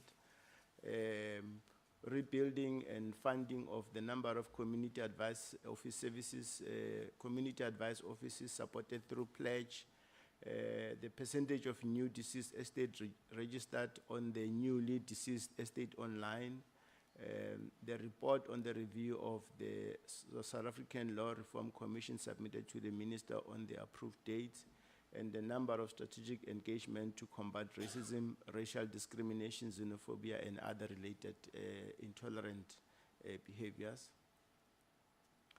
On outcome number 1, which is modernizing and increasing access to justice, we'll be modernizing our services. In this year, we'll be rolling out phase 2 of the Trust Online solution, and we'll be also rolling out the record audiovisual solutions to 626 courtrooms, and develop 3 digitized administrative solutions to implement modernization and digitalization strategy. On improved organizational capacity and governance, due to cost containment, we'll be able to maintain the number of SMS level of 50%, at 50%, and maintain 20% of appointment of youth, and maintain 2% of appointment of people with disabilities, and keep the vacancy rate at a standard of 10%. We'll finalize 75% of the disciplinary cases within 90 days, resolve the grievances within 80% of grievances within 60 days. They are lodged, and investigate and finalize 81% of the reported corruption cases. We'll also continue to improve our governance by ensuring that we reduce irregular expenditure by 75% and eliminate 100% of fruitless and wasteful expenditure. On improved organizational capability and good governance, we'll continue to process 100% of all undisputed and valid invoices within 30 days. Department will also maintain 40% allocation of discretionary procurement to women, exempted micro enterprises, and qualifying small enterprises. Through the Justice College, we'll also conduct 40 specialized training programs to upskill our members of the department. We'll also look in terms of implementing 20% of the record digitalization strategy. Department will also finalize the entity oversight framework. On improving awareness to justice services, we will have 410 public education and community activities to enhance access to justice and promote constitutional human rights in this year. The department will continue to make interventions to address the scourge of GBVF against women and children.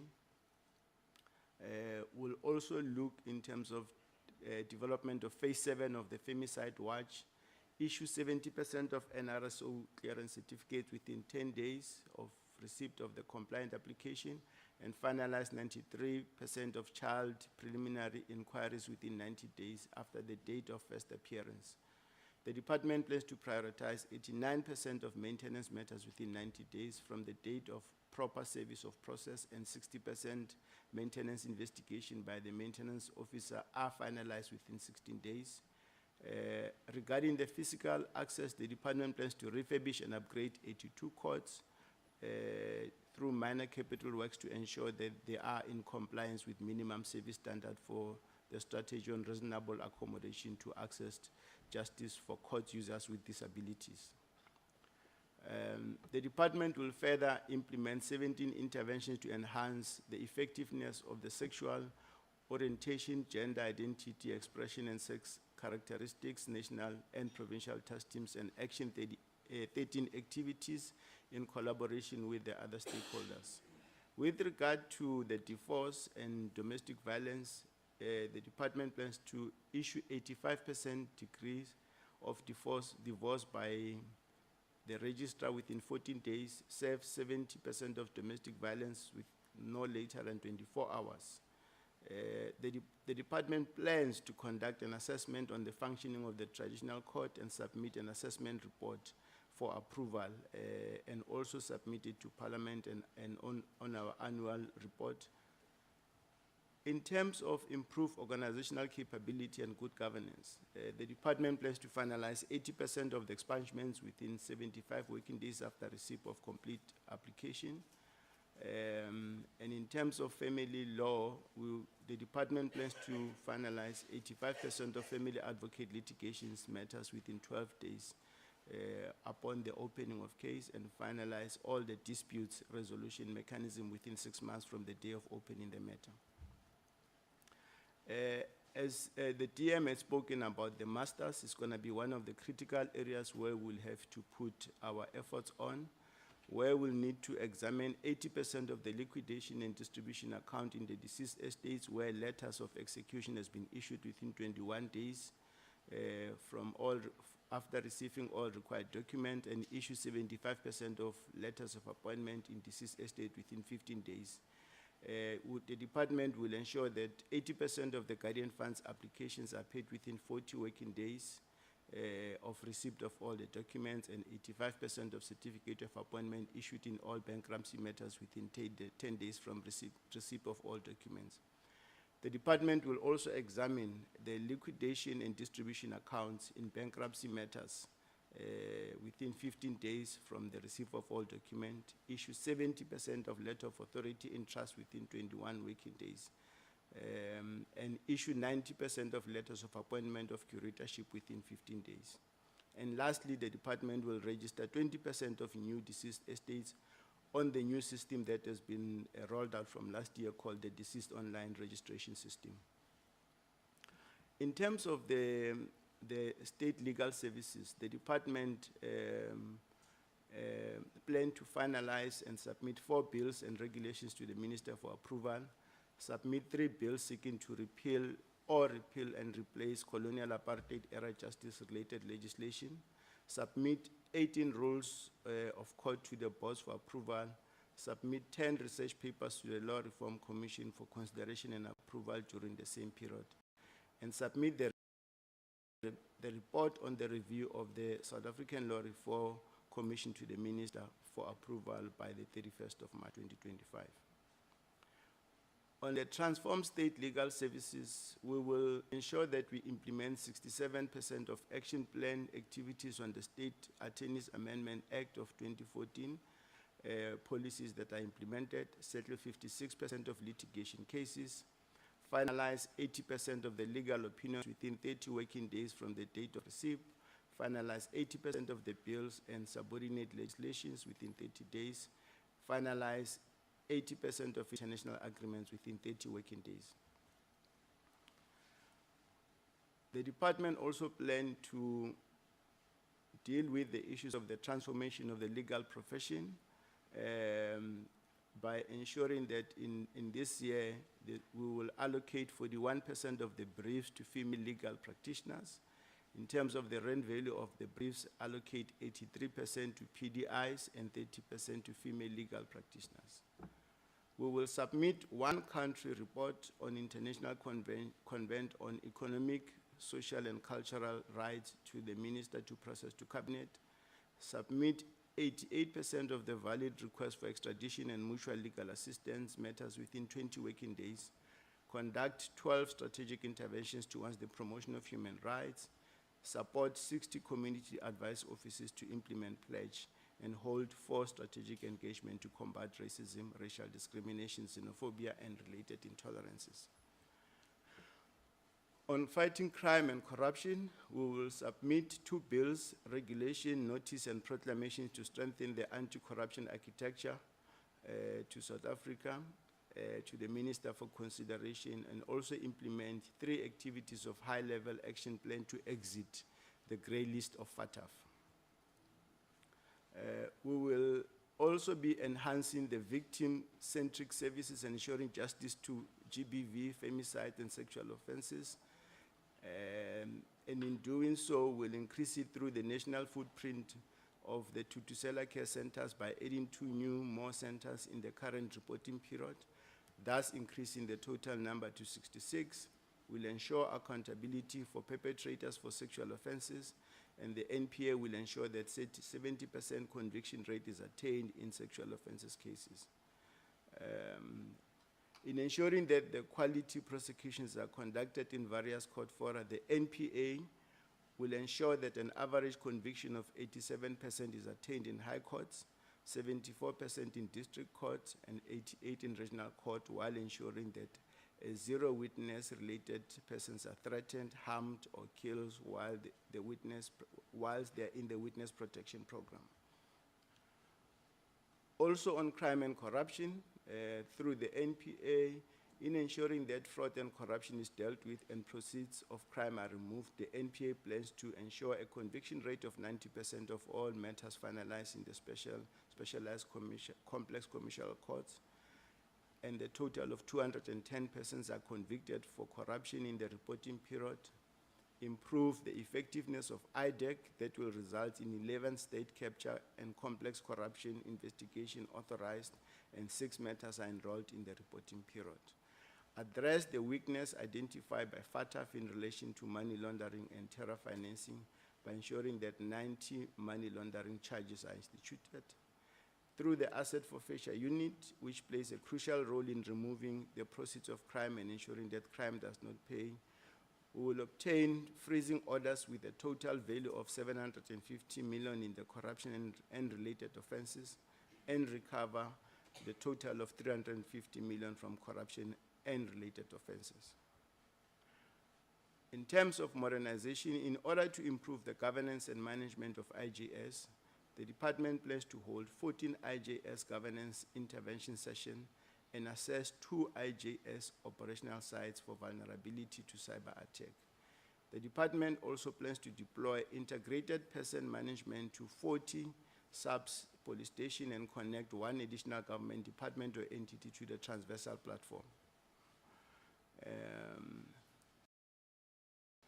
In terms of the annual report, we would want to highlight only the matters that we did not achieve and the reasons why we did not achieve. Through you, Chair. On the issue of the deceased estate available, the deceased estate portal online, Phase 2 online with additional identified transacting capabilities still in progress and not available on the DOGCD platform. The rollout of the court audiovisuals were sitting at 0. Percentage of positions occupied by youth were sitting at 22. Percentage of grievances resolved within 60 days were sitting at 64. Percentage of undisputed and valid invoices paid within 30 days, we are doing relatively okay at 99 instead of 100. In terms of the social compact, we could not achieve it in the previous financial year.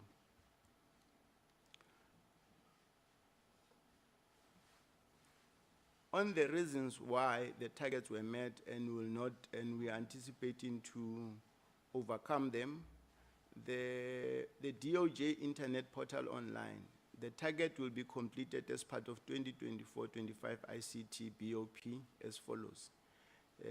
Online solutions with liquidations and distribution implemented by 30 September 2024. In terms of the CAFs, the ministerial intervention team has been established, resulting in a discussion to oversee the procurement process, commencing with the RFI, RFP being processed, and concluded by 31 August 2024. In conjunction with the Department of Justice, there will be continuous follow-up with CETA on procurement processes in this particular matter, and we are hoping that by the end of the financial year, we would have closed it. In terms of filling up of the positions with youth, we are in a process currently, as DG indicated, of filling up critical positions, and we will ensure that we'll prioritize youth in this particular process. In terms of the grievance resolve, the department is currently developing a project proposal whereby new investigators will be trained to also train other officials who will just help us in terms of reducing the time frames in resolving this matter. We'll establish a network of labor relations investigations with the other departments to develop a pool of investigators to assist us in resolving this matter.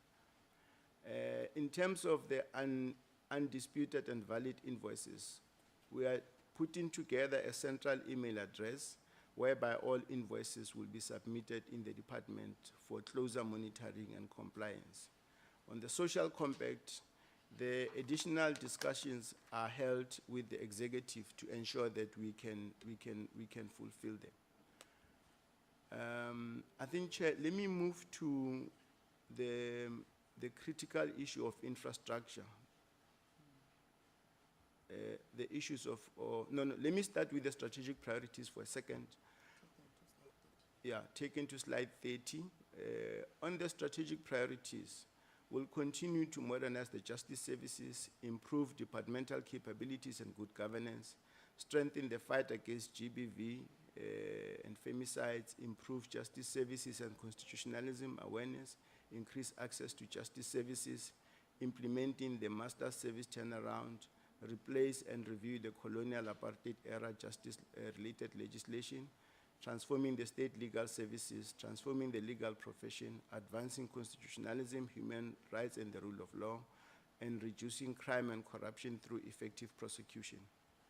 I think the DM spoke a lot about the infrastructure challenges, but I would like to give just an overview in terms of where we are sitting in terms of the day-to-day maintenance, in terms of the allocated budget. On slide 32.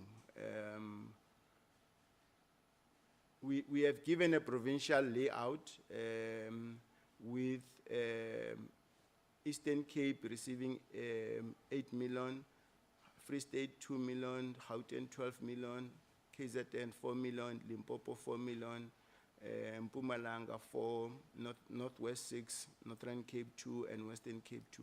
And this is in line with what the DM said, that this is based on the day-to-day maintenance where the threshold is 1 million, that we would be engaging with the DPWI to look in terms of how best can we improve on this to ensure that our infrastructure maintenance it's improved. There are planned infrastructure that are underway. The total is 58. There's a layout per province. And in terms of the major capital projects to be completed in 24, we're sitting at 127 of the major capital works. Here is the breakdown per province. And then in terms of the 56 capital projects currently registered with DPWI, I would just touch on one portion of it, that 169 of them are at site clearance, 248 project planning, 38 tender Sorry, stage. Tabiso. I think going word by word per the presentation, it's accumulating our time for engagement. So just raise issues that you think that they are paramount for this meeting, noting what could have said by the DM and the presentation by the AG and what we would want to get essence on, because we got this presentation yesterday. So if you go word by word, we won't finish at 1 o'clock. Okay. No, I think, Chair, I think based on the input by the DM, the critical issues that we need to be looking at from our infrastructure maintenance point of view is a discussion that we need to undertake with the DPWI on the speedy turnaround on some of our projects. Number two, looking at the involvement of the department in the value chain. Number three, to ensure that their consideration of an increased amount in dealing with day-to-day maintenance. And lastly, to ensure that we put up our own project management team as a department to work jointly with the DPWI to ensure speedy implementation of the project. I think the infrastructure capital project layout is there, is nothing to speak about. And in terms of the legislation, I mean, on traditional courts, I think the DM spoke about it. What I can raise here is that there are still consultation in terms of finalizing some of the regulations. So I think it's something that can be dealt with in consultations. And I know there's a discussion that was held with COCTA, bringing some of the structures in place to come discuss the draft regulations to see how far we can move on that particular part of the traditional court regulations. There are bills that are presented, Chair. I don't want to go through all of them. That are very urgent. I think DG spoke about the process that is going to be unfolding in terms of going through the leader of business of government to ensure that some of the bills are considered. And I think that's it from our side. The CFO will come in to deal with the budget. Thanks.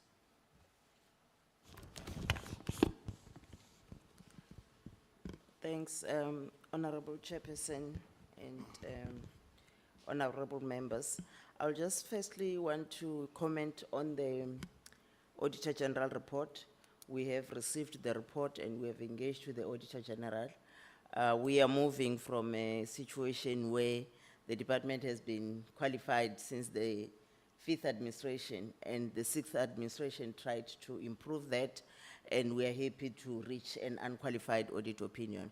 Obviously, our target going forward is to be able to have financial statements that are free from misstatements and having non-compliance issues addressed. So we have put on an audit action plan, and we'll make sure that we monitor those action plan on an ongoing basis to ensure that there are no repeat findings going forward. So we are appreciative of the Auditor General because we do learn out of the whole process. In terms of the budget allocation, I'll just touch high level because it's the first time that we are meeting with the committee, that the department as a whole, we've got a budget of around 24 billion, but in that 24 billion, it includes magistrate salaries. It also then includes the services that are offered in the provinces, like your court administration, your state attorney offices, your family services, and your master's offices. It's done at a provincial level. And we also, outside the vote, we also manage some of the key funds, which is the President Fund, which deals with the reparations, the CARA, the Justice Administration Funds, which deals with the bail, and the Guardian Funds, which deals with the minor children. So in terms of the budget appropriation and the adjustment, we are really competing. In the next slide, we are competing with all other departments in terms of funding. So there's no new money that really came in. The money that we received, it's 4 billion over the MTF, which is for the cost of living adjustment, and which was reversing the previous funding, the previous reduction of funds. And we at least got around 628 million for implementation of the FATF recommendations and the Zondo commissions.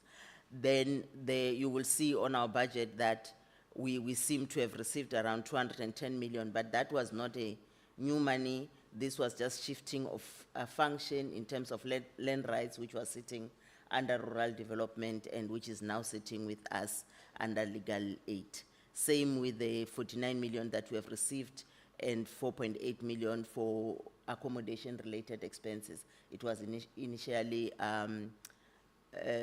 sitting under DPWI. So through the adjustment estimate, we had in the new year, in the current year, we had requested around 58 million, and we had included unavoidable expenses.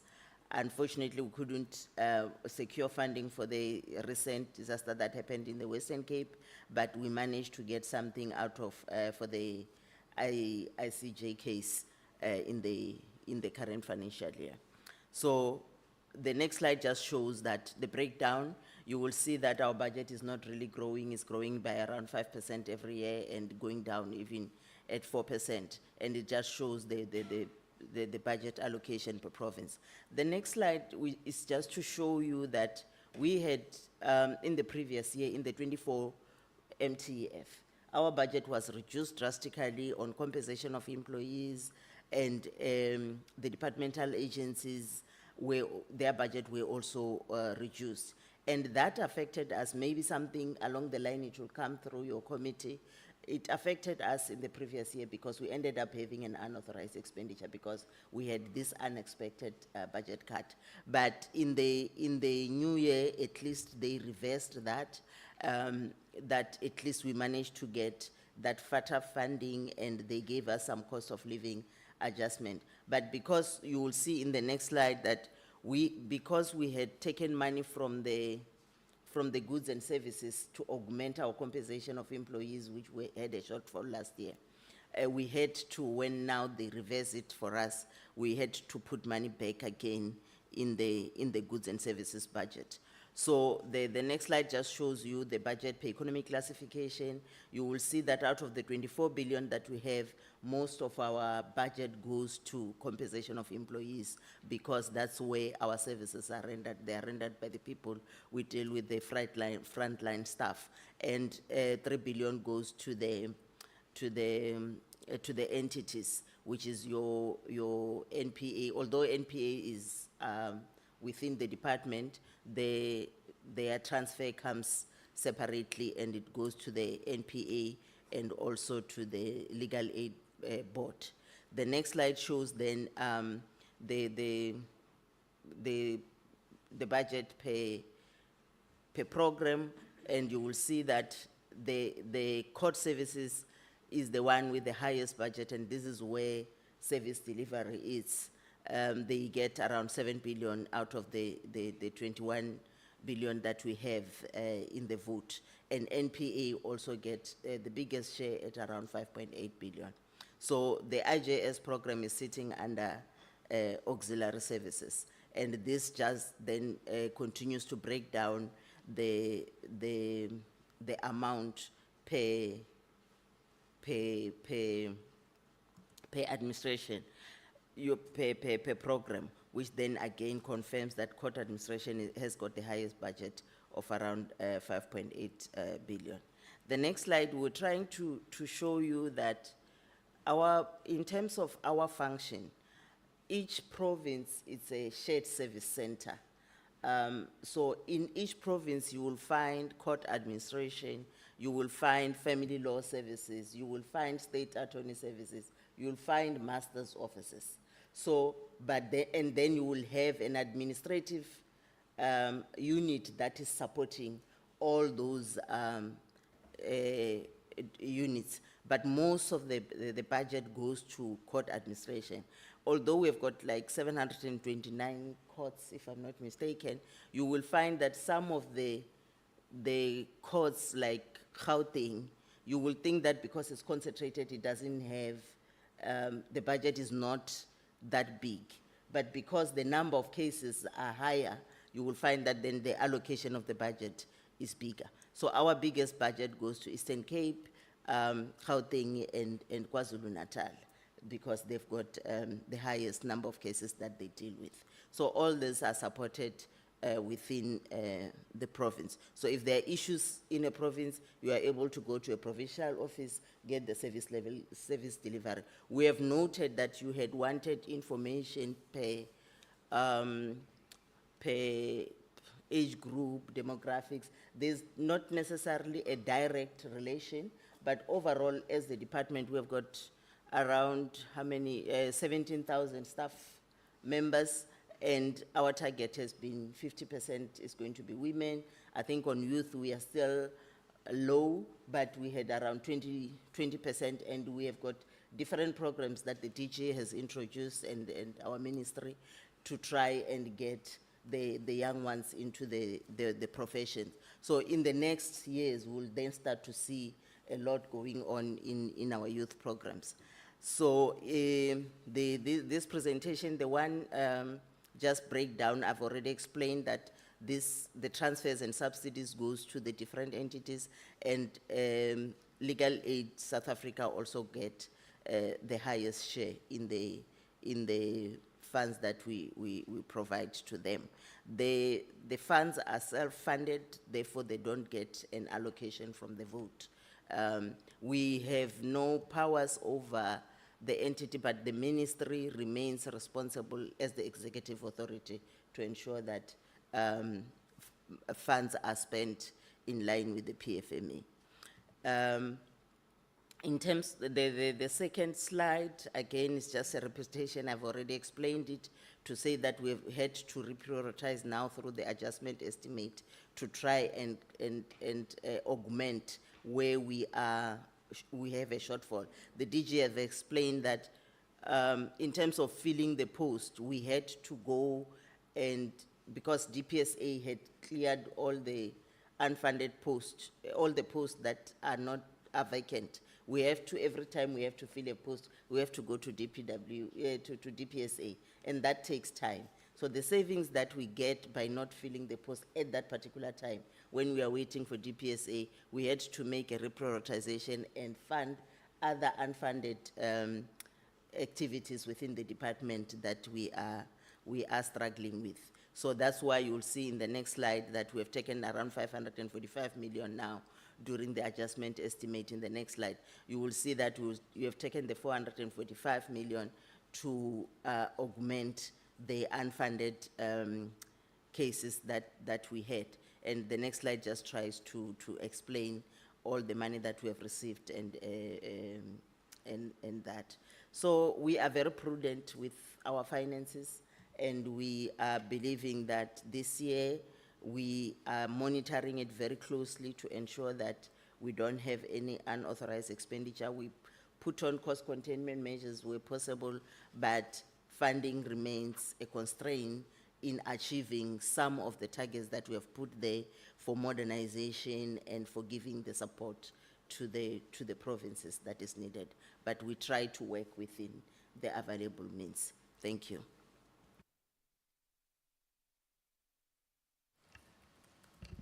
Thank you. I thought we were going in sequence. We'll now get the presentation to... Maybe, Chair, I can ask Advocate Dukok, who's the Deputy National Director for Public Prosecution, if maybe he wants to highlight some issues from the NPA before we go to the SIU. Thank you, Advocate Doctor. I was asking, are you a doctor or is it a name? Then I got clarity that it's a name. Then over to you, NPA, and just highlight what you think that it is missing from the presentation. Now, thank you very much, Chairperson and members of the committee, and good morning or good afternoon or good morning to everyone. The NPA did engage with the department on the presentation, and so we have nothing additional to add to the presentation as presented. If there are questions, of course, the NPA will respond to individual questions that the committee may have. Thank you. Thank you. Very progressive. SIU. No, thank you, Honorable Chair, and honorable members, Deputy Minister, and DG, and my colleagues. Honorable Chair, we will proceed now in line with the expected coverage of our presentation. We will cover obviously the annual performance plan and the annual report. If you can put up the presentation, please.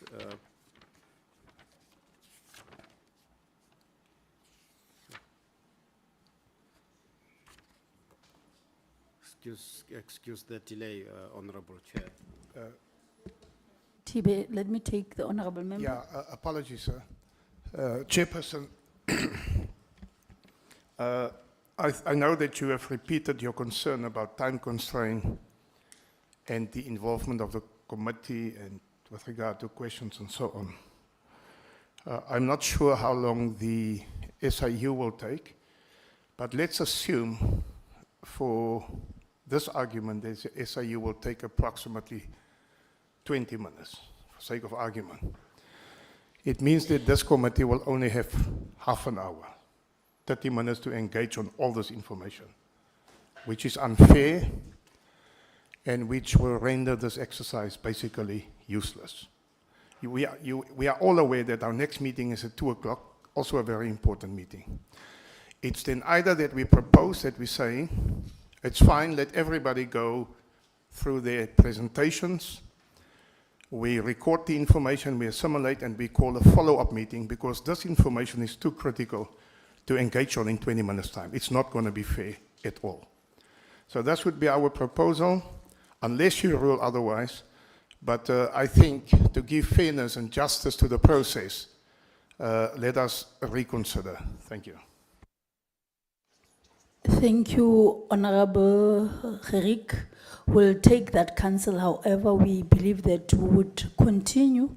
As you know that we have a practice that we've been using that on other matters that needs to be responded in detail, they will submit. We would request them to do that. So noting that issue of time constraint, it's a serious issue that I think in terms of how we engage as well, we are taking the time of the SIU while we are pressured as well. Chair, I just wanted to assist you. I take your advice. The problem is that some of these issues are too deep and too broad and too thorough that we only receive a written explanation afterwards. We need deeper engagement. This is the point here.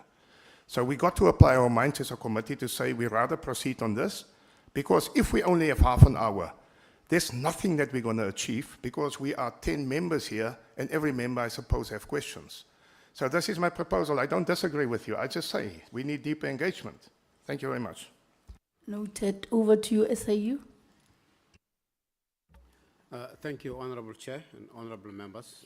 You can go to this next slide, please. As we indicated, we'll cover the annual performance plan. Next slide. The strategic overview, really we just want to focus on where are the focus areas. This is the vision and the mission, which we will not really spend more time on. The members can really go through, but the next slide really just focuses the four outcomes that we want to really overview on. The SIU that is high performing in terms of achievement of targets, and the protection of state assets and the cash, and the restoration of confidence in the state governance systems, and then proactive prevention of corruption and consequence management enforcement. Next slide. The next slide just gives us now the outline of our presentation. We'll cover our mandate, strategic focus areas, and then measuring their performance. In terms of our mandate, the honorable members would be aware that we obviously take into account the overall injunction of the Constitution, and on the right-hand side is the specific enabling legislation, which is the Special Investigating Units and the Special Tribunals Act, while we take into account other legislations, in particular Prevention and Combating of Corrupt Activities Act, that enables us to investigate corruption. The next slide really just focuses on relevant legislation and policy mandates. Now, supported by various policy focus areas and strategies, on the left-hand side, which I will focus on, would like to ensure that the performance of SIU is supported by a robust governance framework and the digital transformation roadmap that we are engaged on. And of importance, Honorable Chair and Honorable Members, is that we would like to drive and assist government with the corruption prevention and risk management framework. And of course, we would like to retain the employees that continue to do the excellent work, and of course, the resourcing strategy and the culture that supports the performance. The next slide is it's important for the Honorable Committee to note that as we prepared the APP, there hasn't been any rulings from the High Courts or the Constitutional Court that really affects the mandate of the Special Investigating Unit. We are, however, pleased that the Special Tribunal, which was challenged by some of the companies that we seek to recover from, and that's the lower part of the slides, the Constitutional Court ruled that the Special Tribunal, although they said it's not a court, but it has the jurisdiction to adjudicate legality reviews in terms of the SIU Act. We're really pleased about that, because that will support the recovery process. And we are pleased that the judges have been appointed, of course, through the assistance of the Minister and Deputy Minister and DG. We are pleased that the tribunal will now continue to function appropriately. We've already covered the strategic outcomes. I will not repeat. We thought it appropriate just really for the Honorable Committee to note the motivation and the proclamation process, which in some instances really needs clarity. From the top left is when we receive allegations, and we then take them through the case registration process until we come to a stage where the proclamation is signed off by the President. We'll not go really into details with that, but this really spells out the process that we follow until the proclamation is signed and the investigation kicks off. That's the process, and then it's followed by our value chain. The value chain is really what we go through. This is the core business, really. We receive the allegations again, and we register. We do feasibility and scoping. Then we come to the proclamation, because we can only investigate formally once we receive the proclamation. Then, of course, it goes to the investigation itself, then the remedial actions that we will come to, the reporting. Once we have investigated, we evaluate the investigations.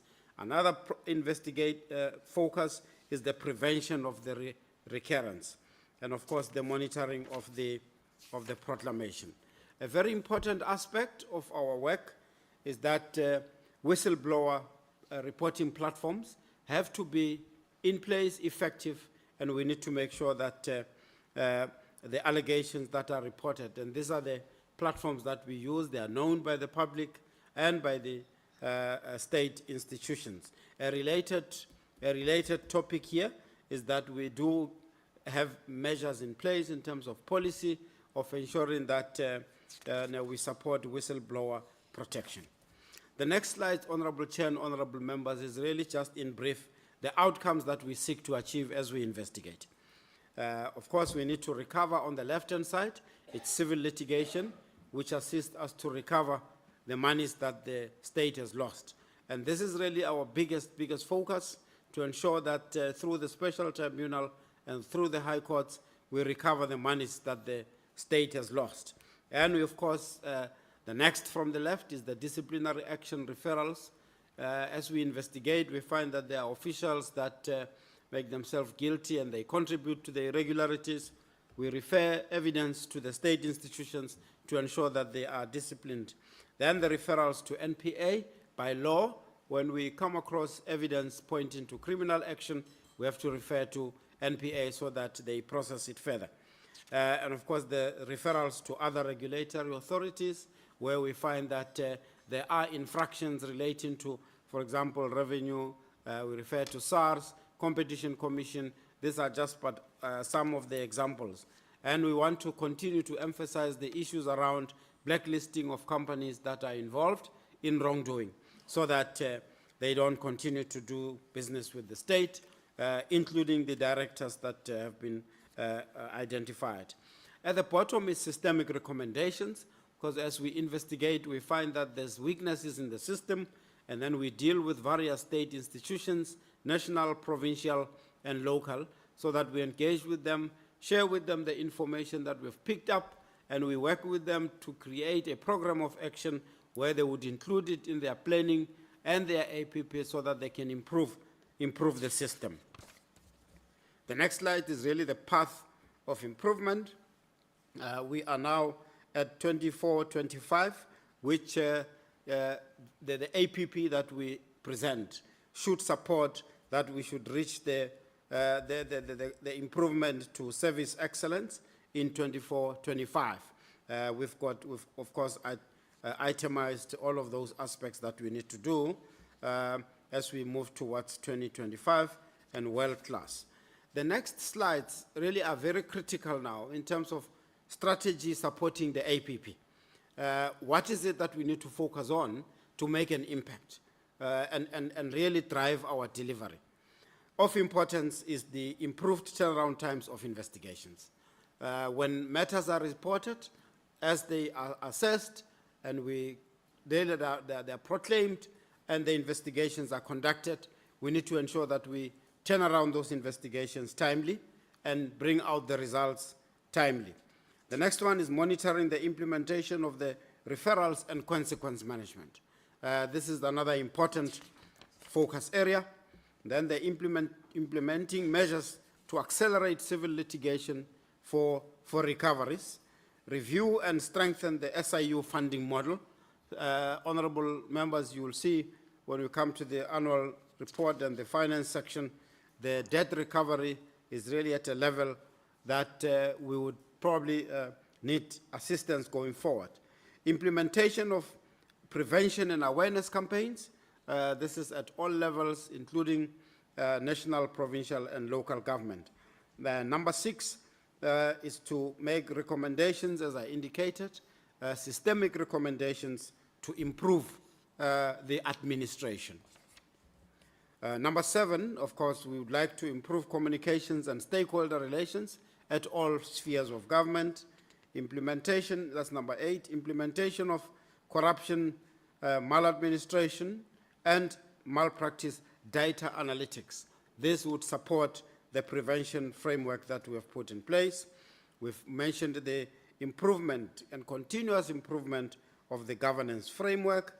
And of course, we have introduced the individual and organizational performance management. The rest of the number 11, 12, 13, 14 are really sort of inward looking in terms of improving the business development in relation to interaction with state institutions, strengthening the employee value proposition to ensure that we retain our employees, and then the program management office that would monitor all of the investigations and other projects in the organization. And of course, we want to focus on digital transformation. The last 2 focus areas is the revenue enhancement mechanisms. We continually identify what other business streams can we really introduce to ensure that we enhance revenue mechanisms, but not only enhancing revenue mechanisms is to also assist state institutions in the prevention of corruption. Notably in this number 16 is the issue around lifestyle audits, which we have identified as another process. And then of course number 17, as I indicated, safety and security of investigators, employees, and whistleblowers. The next slide really is around the environmental analysis, which we take into account. We've included there for information of the committee. The next slides, Honorable Chair and Honorable Members, is really the delivery programs. We've got 3 programs that we deliver on, that assist us to deliver. This slide focuses on administration, which is financial management, human resource, information, communication and technology, and of course we've got assurance providers. Honorable Chair and Honorable Members, in the interest of time, we'll really not go through each program has got the deliverables that we have included. And as you can see on this slide, we've really articulated what is it that needs to be achieved per program so that we achieve the APP targets. But just as a matter raised by the Auditor General, we continue to ensure, and we are pleased that in the year 23-24, we've achieved unqualified audit. The matter that was raised by the Auditor General, which really was occasioned by the differences in interpretation of accounting standards. So as a result of that misinterpretation of accounting standards, and I've said to our finance team that we don't want to see this again. The view was, can we go and test this interpretation of standards, in another forum? Then we said no. We accept the authority of the Auditor General and the independence. Let's work to ensure that they are implemented. And therefore, in 23-24, we now implemented that appropriately. There's still some work to be done. We are pleased about that. So, Honorable Chair, we will really not go into details with all the deliverables. The next program is the program on investigations and legal counsel. This is now really the core of our business, where the rubber hits the tarmac, as it were. And in this one, it's investigations that really has to be effective, central case registration, monitoring, and case assessment, and then, of course, the case management and investigations themselves. And then, of course, we've got forensic, legal, and civil litigation.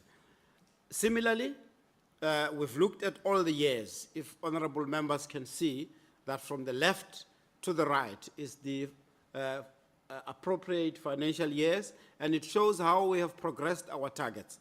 We really stress test our targets so that we are seen to be improving. And all of these targets are based on what we'll call pipeline and ongoing investigations.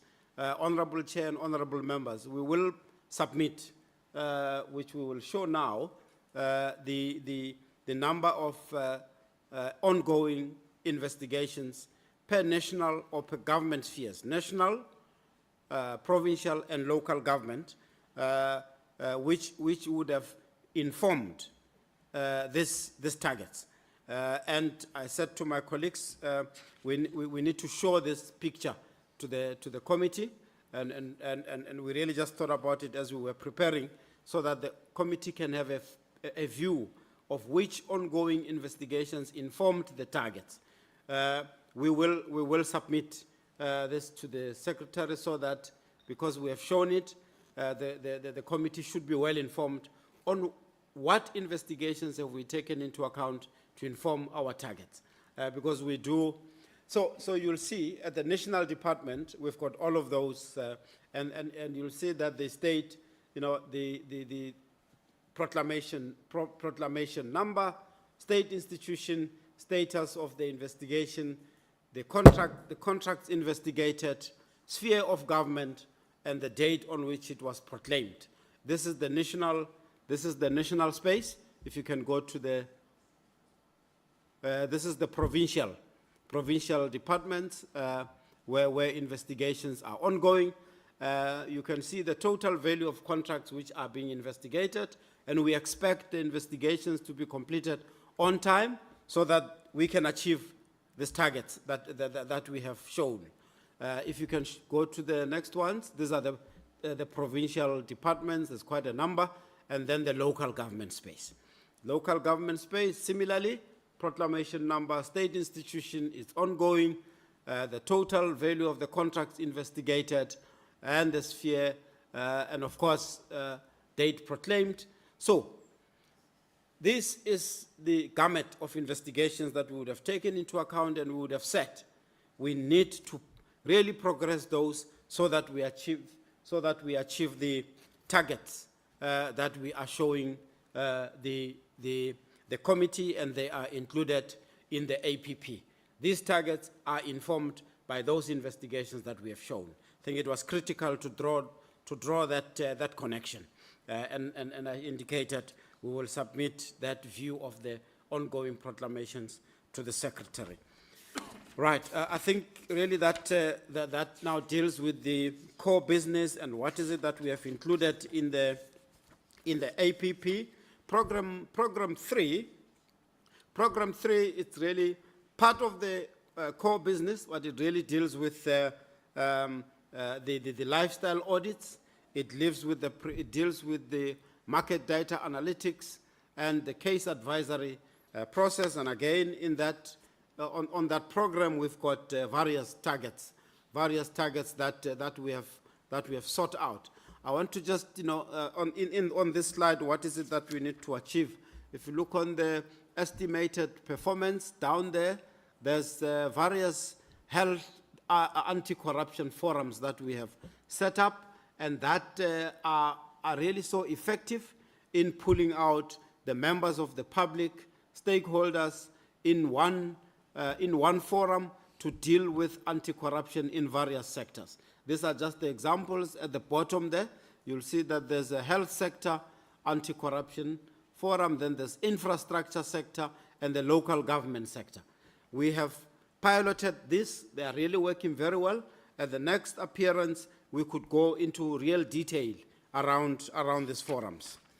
So that deals with program 3. In the interest of time, I've asked the CFO now really just to summarize the budget supporting the APP. We didn't introduce the team, but as they come in, we will introduce them. The CFO is Mr. Hernand, who will take the committee through that. Thank you, Honourable Chair and members. I think what to highlight from a qualitative point of view in the budget is, if you consider the audited outcome for the 23-24 financial year, you will see the transfers received. This is what we received directly from Treasury through our Department of Justice and Constitutional Development, is a figure of 489, let's call it 490 million, and that constitutes about 50% of our total revenue that we need to run our business. As a result of budget cuts, that figure goes down over the MTF. That 503 million as a percentage of the 1.6 billion for the 28 year, the outer year, is only 31%. So that is problematic, budget cuts. And then secondly, we believe that the funding model of the SIU, receiving only about 50 and less % of our operations budget as a transfer, is problematic. The rest, we must literally, we must invoice similar to the AGSA. We invoice our departments that we investigate, and often that presents a problem, and it's an inherent conflict of interest. It's the same officials and accounting officers and authorities that you invoice that need to pay you, and as a result of that, you will notice that the debt book is also then problematic. If you look at the second slide, we've just summarized the summary of the budget cuts. Now, in the light of incoming proclamations, and the statistics is in the pack, but to just summarize, over the last 10 years, leading up to 31 March 2024, we've received on average 16 proclamations per annum. For this year, Chair and committee members, up to September, we've already received 23 proclamations. So in the light of that, we will have to grow our headcount. Currently, the budget underscores a growth to about 850. We're currently about 725, but even that will not be enough. So I think from a financial and a budgetary point of view, the message that Treasury, the plea, Treasury should not cut the budget of the SIU in the light of incoming work. I think that's the main message from a budget point of view. Thank you. Thank you, Honourable Chair. Honourable Chair will move without delay to the annual report, and will really just, highlight in the interest of time, because I see we are already almost at the 20th minute. Tate Mothibe, noting the time now that it's 12:23 and we have to leave at 1, I think one would want to say to you, we are covered on issues of interest, and then Honorable Kherik has made an input with regards to us maybe calling you for other issues. So I think for now, let us leave it where it is, and then allow members to engage. Thank you, Honorable Chair. Just to note the record performance that we have delivered in the previous year, addressing the audit results, and then, of course, the issue as the members go through the pack, the issue of debt recovery, state institutions that are not paying. We would really want to draw that attention to the committee. Thank you very much. Thank you, SIU. You know, when you have a good story to tell, you want to shine. We have noted that, and we are very excited as well as this committee that within our area of select security and justice, we do have things to shine about. Now I'm handing over to members, honorable members. I want to note your hands. Honorable Gotzel, Honorable Midupi, Honorable Kherik, Honorable Billy, Honorable Mukai. All right, and then, so everybody has raised his or her hand, then Honorable Pito. We'll start with Honorable Gotzel.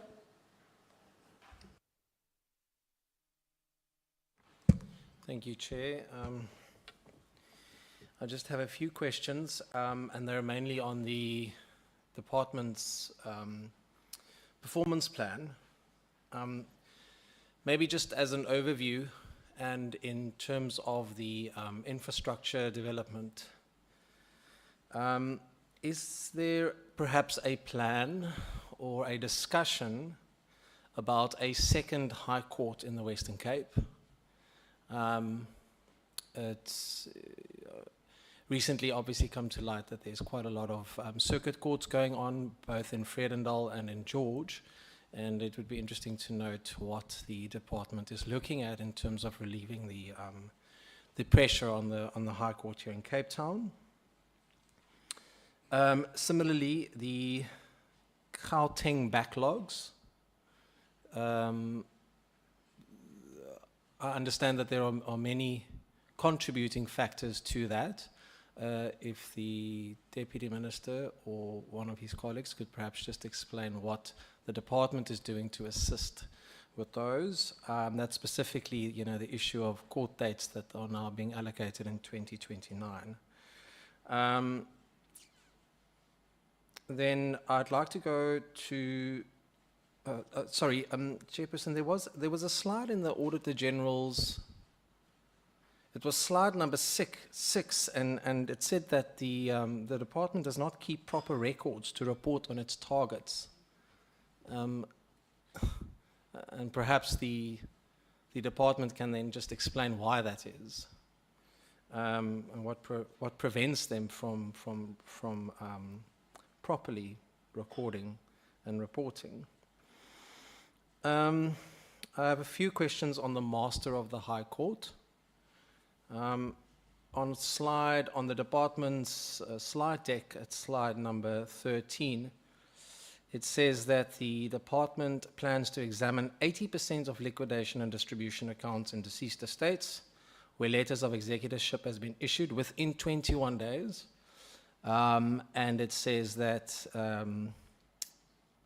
it also wants to, I think, issue 75% of letters of appointment within 15 days. Now, I'd like to know whether this is a realistic target. My information from colleagues in practice, certainly here in Cape Town, is that this is a very ambitious target. And together with that, I would also like to ask, perhaps I understand this might not be, the information might not be at your disposal at the moment, but there are also complaints that that the Master's Office in Cape Town just at some times closes its doors, with long queues of people outside waiting to be served, and then the Master's Office simply closes its doors. So maybe an explanation for that, what the reason is for that, but also if this is what members of public and also attorneys are experiencing, are these targets not too ambitious? The second bullet point there is about the Guardians Fund. I think you know where this question is going. There were reports earlier this year that 13 senior managers and other staff in the Master's Office were placed on precautionary suspension. What is the current status of those precautionary suspensions? Have they been suspended? Have they been charged with disciplinary offences? And what is the status of those matters? They were suspended for financial irregularity and maladministration. Then the SIU found that there were also ghost employees registered within the Master's Office, and that people in the Master's Office interfere with the appointment of liquidators and I think also with liquidators, and what was the other thing? Anyway, they interfere with the appointment of those. And then there is a target to have 80% of the Guardians Fund applications paid out within 40 days. Now, although 80% might seem high, I would like to know what happens to the other 20% that are not done within 40 days. Also, is this realistic? But given the client you work with there, how is the Master's Office looking at properly operating the Guardians Fund? And then further to that, it was reported earlier this year that 18 million rand was stolen from the Guardians Fund, and 8 million rand was then recovered. And that was a direct quote from Mr. Mashabane, who I think is the Chief Master. Is that correct? So 18 million rand was stolen, 8 million rand was recovered, and the interesting part there is that, sorry, let me just quickly get to that, is that he also said that there were attempted hackings, but in some cases they found that the payments were made using officials' login details, and that they suspended 5 officials in the Pietermaritzburg Master's Office in the beginning of the year, and that those disciplinary processes are also ongoing. Now, the Guardians Fund, I'm told, administers about 19 billion rand. But if people have access to that money, who audits this? And what is the status of these matters that Mr. Mashabane has referred to? And those are my questions. Thank you, Chairperson. Thank you, Honorable Godzel. Honorable Midupi, just hold on. I've indicated that I've actually noted all the members. So, as our practice, for us not to go haphazardly, I would then go to Honorable Mukai, then come this way up until here. Honorable Mukai. Thank you very much, Honorable Chair, and good morning to colleagues and to the DM and the entire team that is here, the entities and so forth. Chairperson, thank you very much for the opportunity. My answer just brief. Firstly, just to appreciate, the sentiments that were shared by the Deputy Minister. Obviously, I'm a proud Northern Cape, and I will always fly the flag very high. And it's important, Chair, that in every platform we raise the serious challenges that the province faces. Despite our province being small in population, the demographics, the distances. I mean, some members here and colleagues will be surprised to hear there is a place called Subasfontein, deep in the Namakwa, in the ZF Mgao region, Rietfontein, far-flung areas, Apela, and I can go on and on. But it's important for us to appreciate, those demographics, so that even in our planning, and as we want to make sure that everyone has access to justice, those considerations are taken into account. Chair, I wouldn't want to waste time. The issue of SITA is something that is coming quite across a lot. SITA is the custodian for ICT across the public sector. And this item is coming forth a number of times. Even last week when we had the engagement with IPID, they're actually looking at establishing their own ICT infrastructure, outside of the scope of SITA. And perhaps maybe this can go to justice and maybe just to get, isn't it possible to look at developing your own ICT system? I know that at some point there was a letter that the DG spoke about that have gone to all the ministers who've been coming, writing to the Department of Communications about this issue. And I think the time has come that maybe we should really look at what other departments are doing, and maybe is there a plan from the department? Obviously that will come with costing, and we can look into it, because we cannot always say that because of SITA, our ICT are problems, our data problems, our systems problems. So I think it's something that you need to be creative about and look at other avenues. So I just want to get a reflection from the department regarding that. The issue of the infrastructure, something is coming quite along, quite seriously. And through Chair, as you've mentioned, our oversight in Toyando, I think in the past 2 or 3 weeks, that when the state of the buildings, court buildings that we're having, those are the challenges that we're having. And I can't wait for that meeting with DPWI, It's something that we pick up when we went to Paulsmore.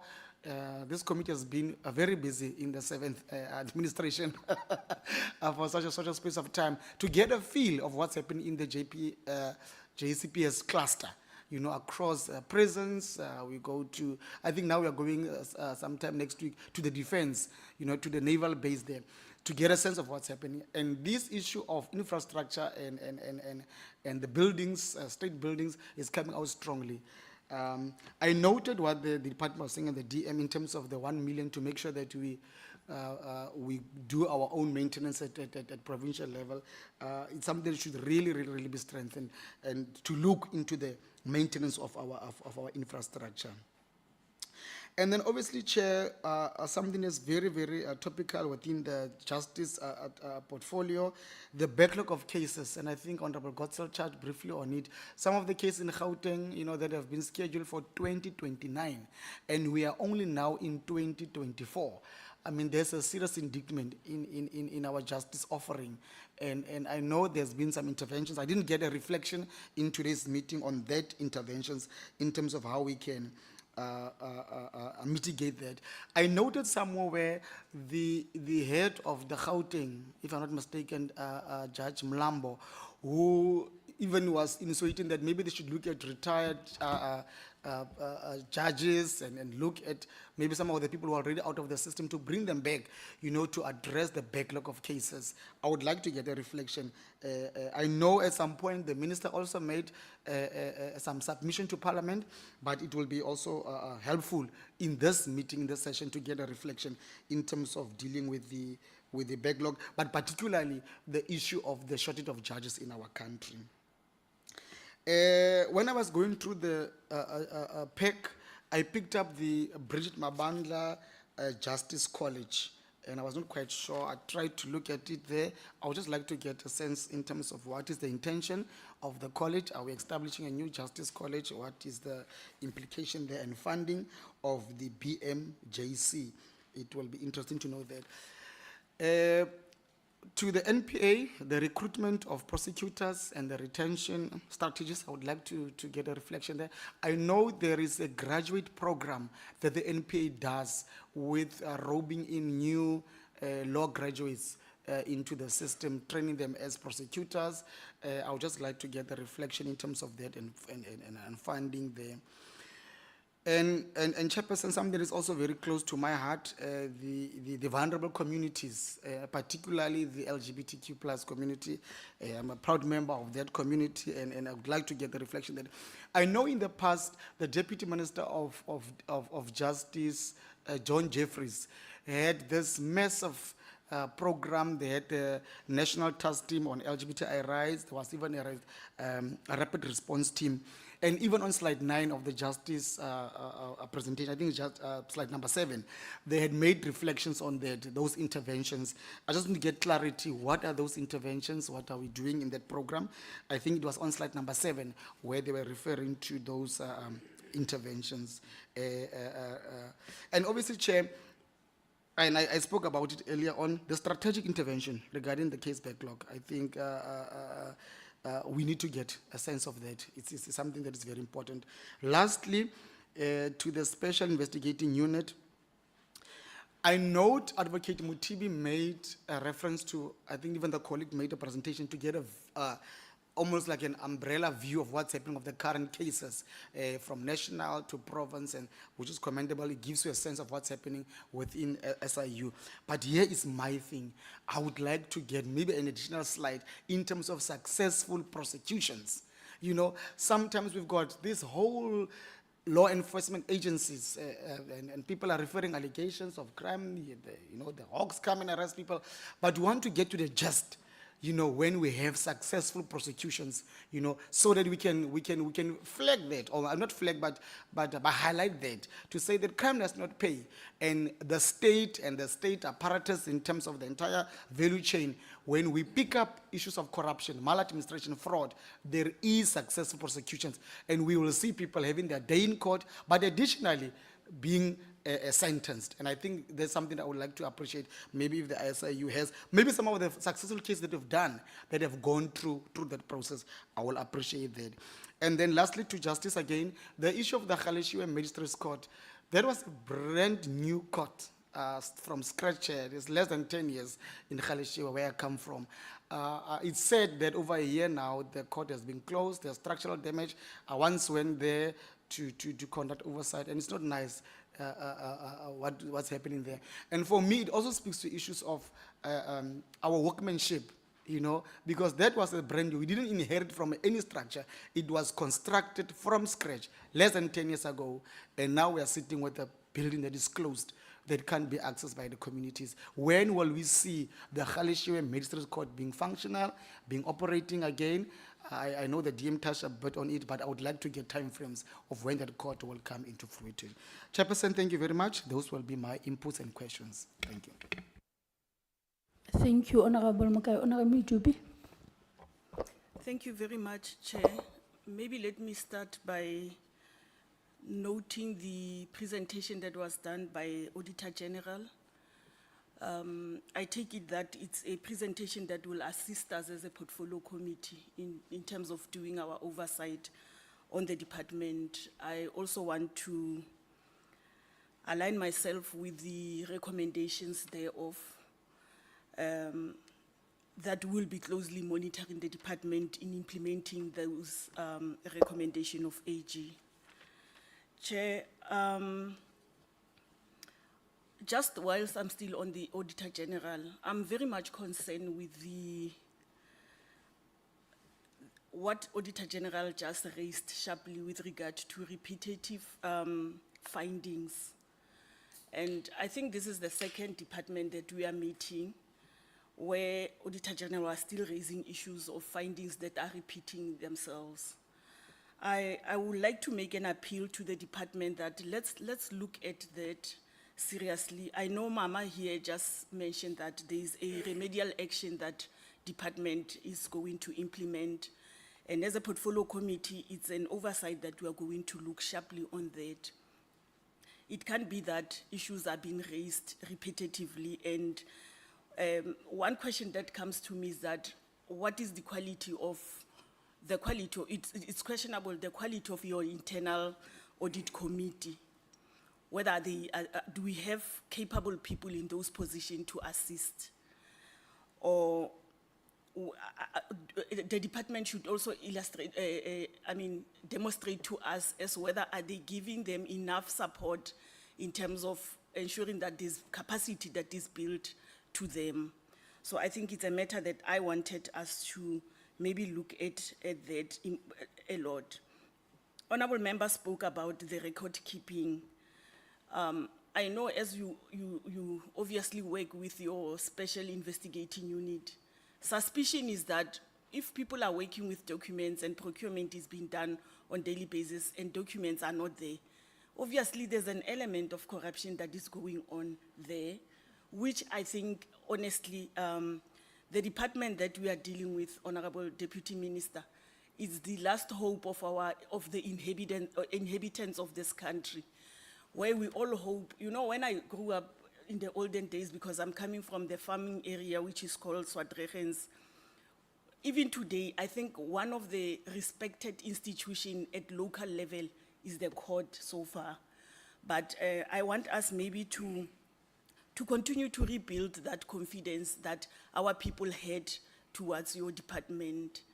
And we don't want to see that losing its own integrity, mainly because of the reports that are like this.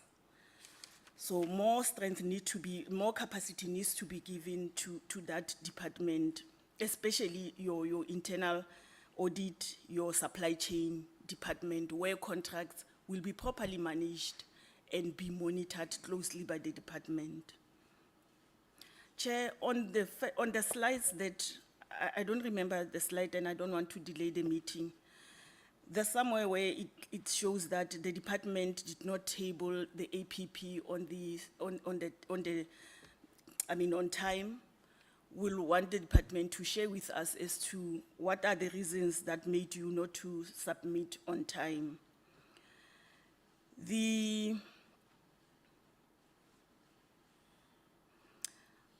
There's an underperformance that has been recorded. I will also want the department to share with us as to how much was rolled over, whether that went back to the coffer back to the national coffers, or the money still with the department. Proper procedures were followed in order to record the rollover. I also want to get into issues of backlog of cases, Honorable Chair. It will be proper that the department share with us if that is true, that the projection says 150 backlog of cases that the department might experience. I should think it will be very much important and advise the department that this needs to be publicized so that we can be able to play oversight on the department. And I also want to welcome the turnaround strategy with regard to the master's office. And I think members wanted to zoom in. I think it's one other thing that we'll want to drill in, Honorable Chair, when time allows us, should the committee convene I think the office of the master, we definitely have to go deeper into the issues of what we saw happening in the media space. I think as this committee, we really have, it should be, I'm pleading with the committee that it should be one of the focus areas that we zoom into when time allows us. Chairperson, the public protector has issued out a report which was all over, that the department should, within a stipulated period of time, should respond back in terms of auditing the courts that needs to be refurbished, that need to be, there were some recommendations that, actually, let me summarize it by saying the Auditor General had, the Public Protector issued out an order in a form of report that the department should implement. So the point I want to advance, Chair, is that the department should start re-looking at revising your APP, Honorable Minister, if that is possible. I'm speaking under correction, Chair. That department should start looking at revising their APP in order to accommodate what the public protector has issued. So as we are also be able, as a portfolio committee, to say, indeed, we are respecting the decision made by our Chapter 9 institutions. Just one last point from my side, Chair, it's on Operation Kokela. We are happy with what the department is doing in order to ensure that there's collection of what has been, what is being owed to the to SIU. But we'll appreciate if SIU can give us, can provide us with a progress, with more information on current breakdown of debts owed to yourselves, Ntate. How many institution has the unit reached in terms of getting into an agreement, sort of a payment agreement, and how much is irrecoverable, so that we should know how much is facing you to write off. To just my conclusion, Chair, let me appreciate the audit outcome, that the unqualified audit opinion that the department has given us, and I'm encouraging them to continue to do better. And I have confidence before of men and women led by Honorable DM that they can actually change the status quo of that department. So I move. Thank you so much. Thank you, Honorable Mokai. Honorable Gerik. Yeah. Midupi, sorry. Chair. Yeah, I'm going to be brief because we believe that the level of oversight should be comprehensive instead of micromanaging departments or officials. This is should not be the approach. But the entire engagement is about upholding the rule of law in South Africa. And it's about nothing else. It's about, before our community slide into this deep, dark hole, that we get it right in this chamber, in this room. This is the approach, nothing else. So it's not about positions, it's not about high-ranking officials, it's about upholding the constitutional imperatives. Those who died with sweat and blood for this democratic constitution, that we uphold the constitution. It's about nothing else. DM. So all protocol observed. And then thank you very much to the Office of the Auditor General. I should use the word to say it's gratifying to note that nothing is in dispute from all the departments here on your report. It means that your report is a true reflection of what we've seen. We've seen here and there blame shifting as to it's not the department, it is the other department, it should be the CETA, it should be this, that, and the other. On that point, we just want to ask or say, it's most probably time before the entire collapse is happening to invoke the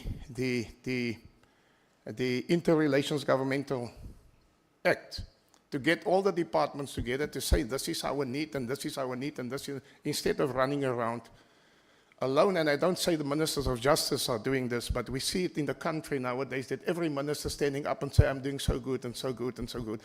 But we don't feel it on the ground. We also living in the communities, we don't see it on the ground. Then the next point, Chairperson, is about the separation of powers, the doctrine of separation of powers. We strongly believe that the NPA cannot report to the Justice Department. There should be a separation of powers. Period, point. Because you cannot investigate or work together with those whom you investigate or with whom are conflicted or who have an interest. And therefore, we should wrap our minds around the fact to say that the NPA should be a separate, independent department financed by Treasury so that they operate independently without fear or favor. It's not the case at the moment. Because if certain names are pulled out of the head, then you must stand up back and arms folded. It's a matter of fact, sir. So we got to get this right.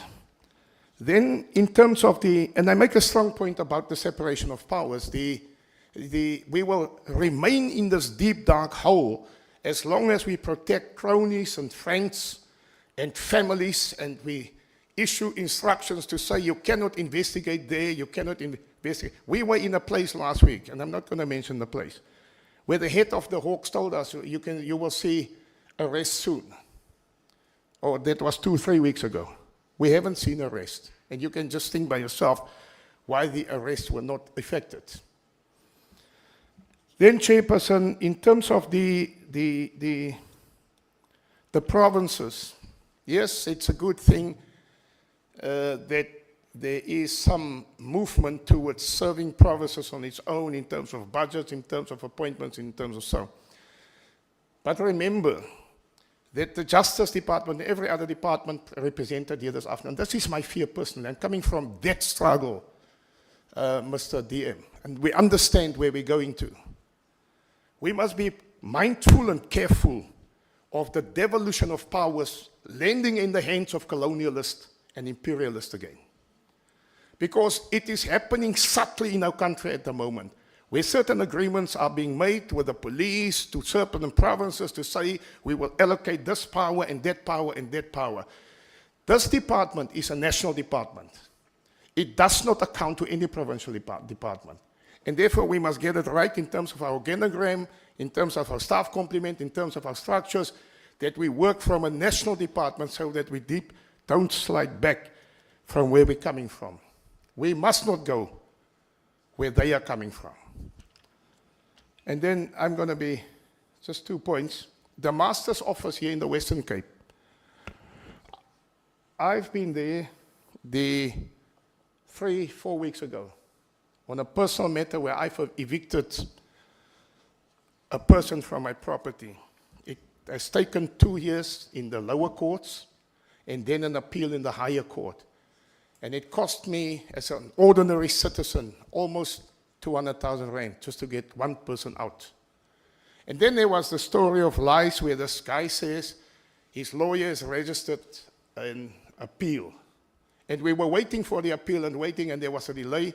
Eventually, I went to the High Court myself, and there was a very capable black gentleman, I call it as it is, opening up his book and saying, sir, here's 2023 and here's 2024, and there's no appeal being registered. While the lawyers are writing back and forth to say there's an appeal.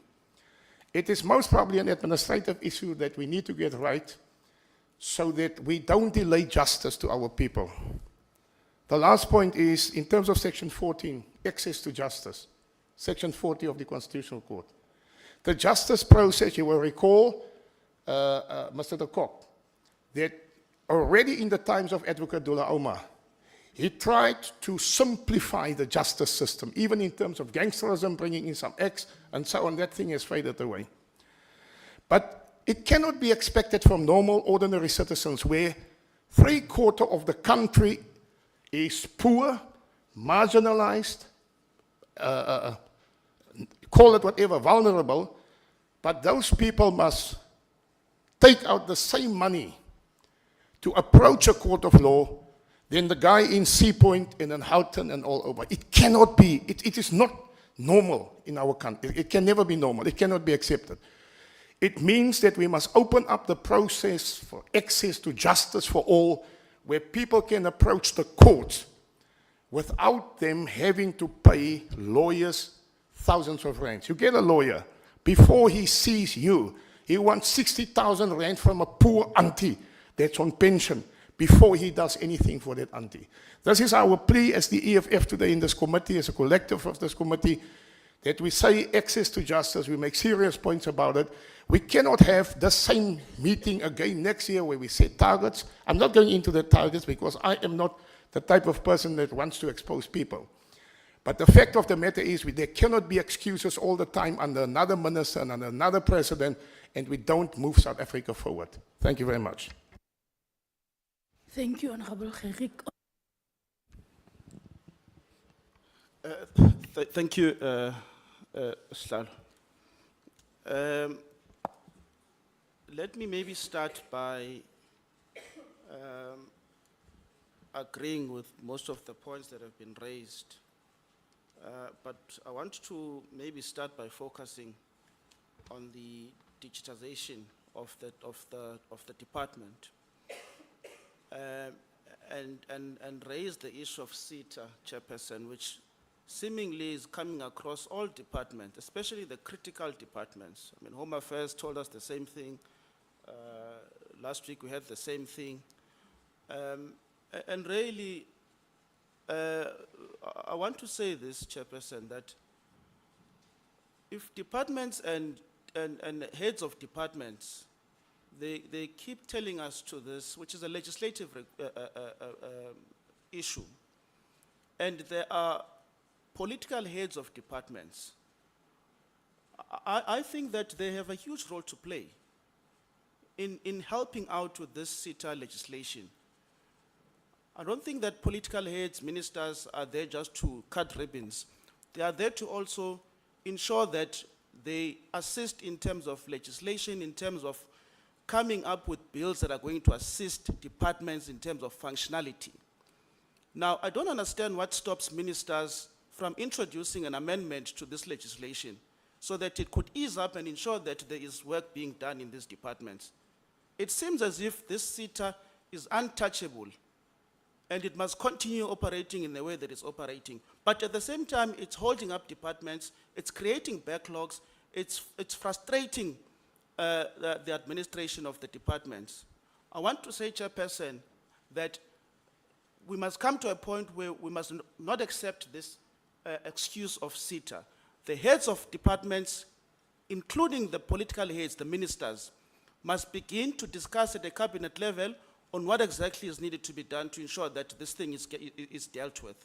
We can't have a legislation that was formed in the early 90s up until this point in time. It's not being resolved, as if there is some untouchable people who are benefiting from this thing. So I want to make that submission, Chairperson. The second point I want to quickly raise, the issue of the department not being able to easily replace people, whether retired, whether because of death. Again, if that thing has been there for years, I mean, we hear this all the time. You can't replace a clerk, and you must go through a tedious process to do that. Yeah. And we must accept that as Parliament, that you've got this frustration. It's not acceptable. I'm sorry. Again, the ministers, the DGs must play a significant role in terms of making sure that that issue is being resolved. It's not acceptable for us to be told that there are these issues, because I can assure you, same time next year, in the next Parliament, you'll get the same excuses that you have to go through this channel, that channel, in order to fill up a clerk position. Why must we be told about that? Why is the minister not doing anything about that? The DGs must play a role there. The last point I want to quickly make, the backlog. The AG is telling us there's a certain number of backlog. We are also told in the same vein that someone else told Parliament that there's this backlog. Completely separate figures being given to us. I don't think that is acceptable. I think that must be strongly condemned in the possible ways that's possible. So I think, Chairperson, that the AG has got to really look deeper into this backlog, so that we can get a more clearer and a more accurate way of understanding what exactly is happening, so that we could be able to hold people to account and be in a better position to assist the department. Yeah, that's my submission, Chair. Thank you. Thank you, Honorable Billy. Members on my left-hand side, I hope you are noting As members raise issues, they are even given some recommendation on what needs to be done. And I heard some of them, they were as well condemning some of the things that we are doing that we feel that they are not right. And I think we just need to note on other issues to say, what is it that when you submit to us in terms of other responses, you would have to give us detail and give us clear picture on statistics that have been raised to say they are inconsistent with regards to issues of backlog. So when you respond, don't touch on that because of it need a thorough, detailed, accurate report. Bizo. Thank you, Chair. I will be very brief, Chair. You don't believe me? I am going to be, because I'm definitely unhappy about the certain things that one has gone through, the reports and listening to the DM and the DG. Chair, the issue of the budget cuts, I don't know, CFO, for how many years you have been in that department or you have been in government. And the issue of budget cuts, it's something that continues to be said, mostly to us sitting here as a committee. If all the departments we are responsible for are crying about the budget cuts, when are we going finally as government being able to resolve this matter? I'm not sure. But I really, DM, want to urge that rather than complaining about the budget cut, we should be convinced that the money that is being appropriated is being used properly. Because for me, it doesn't encourage that you complain about the budget cuts, but the report from the AG indicates how money is being wasted, because it is there, wasteful, irregular, and in the department there is about 320,000 in the report which has been and gone wasted. But at the same time, you have got a problem with a budget cut. But the main issue that I want to focus on, Chair, and raise, it's the issue of corruption within the department and its entities. And I want to quote from the AG's report, where the AG is quoting the DG of the department. Dealing with corruption at master's office, not a child's play. That's the DG who said that. Now, if you look there, it definitely, what the AG is saying about the DG, what has been uncovered as far as the performance of this entity is concerned, it really says to South Africans, no hope, because you've got about 13 officials suspended this year in April. And the matter is still not yet finalized, DG. Then you ask yourself, what is happening currently in that office? And secondly, is the state attorney. When it comes to state attorney's office, when it comes to medical legal claims, I got shattered when I read that report. Now, with these two offices being reported like that their officials are so corrupt to the core, and they are within the Department of Justice, the department that is supposed to be looking after such matters, it clearly says, as far as taking care of matters of this nature, as government, we are not in the right hands. Now, my question is, Ndade Thabiso, in your presentation, your presentation was dominated by we plan to. I'm not sure when are you going to finalize the planning and start doing the work. Because while you are planning, what is happening? Because you don't say to us you are going to do this. You are saying you are planning. I'm not sure that I'm being semantic, but it really, your presentation, they didn't tell me that as a committee, we're still waiting for a plan to be finalized. But there's work that needs to be done at the same time. So, finally, Chair, I just want to establish here, what is going to happen with the Master's Office and the State Attorney? Are you going to continue with the same officials and hoping to have the best results next year with the money that you have already, that is going to be appropriated for the next financial year? What is it that you can tell us that next year when you report, there will be a difference as far as these two offices are concerned? Thank you, Chair. Thank you, Honorable Pito. Nonkonyani. Chairperson and honorable members, honorable Deputy Minister and your entire team, good afternoon. For the first and foremost, I think I must echo the words of our chairperson to thank you all for the wonderful presentation of these reports and also for submitting them to us with a view to interrogate them today. And secondly, to echo the words of my colleague, Honorable Kharik, although he's my opponent, to indicate that in future, really we didn't have time.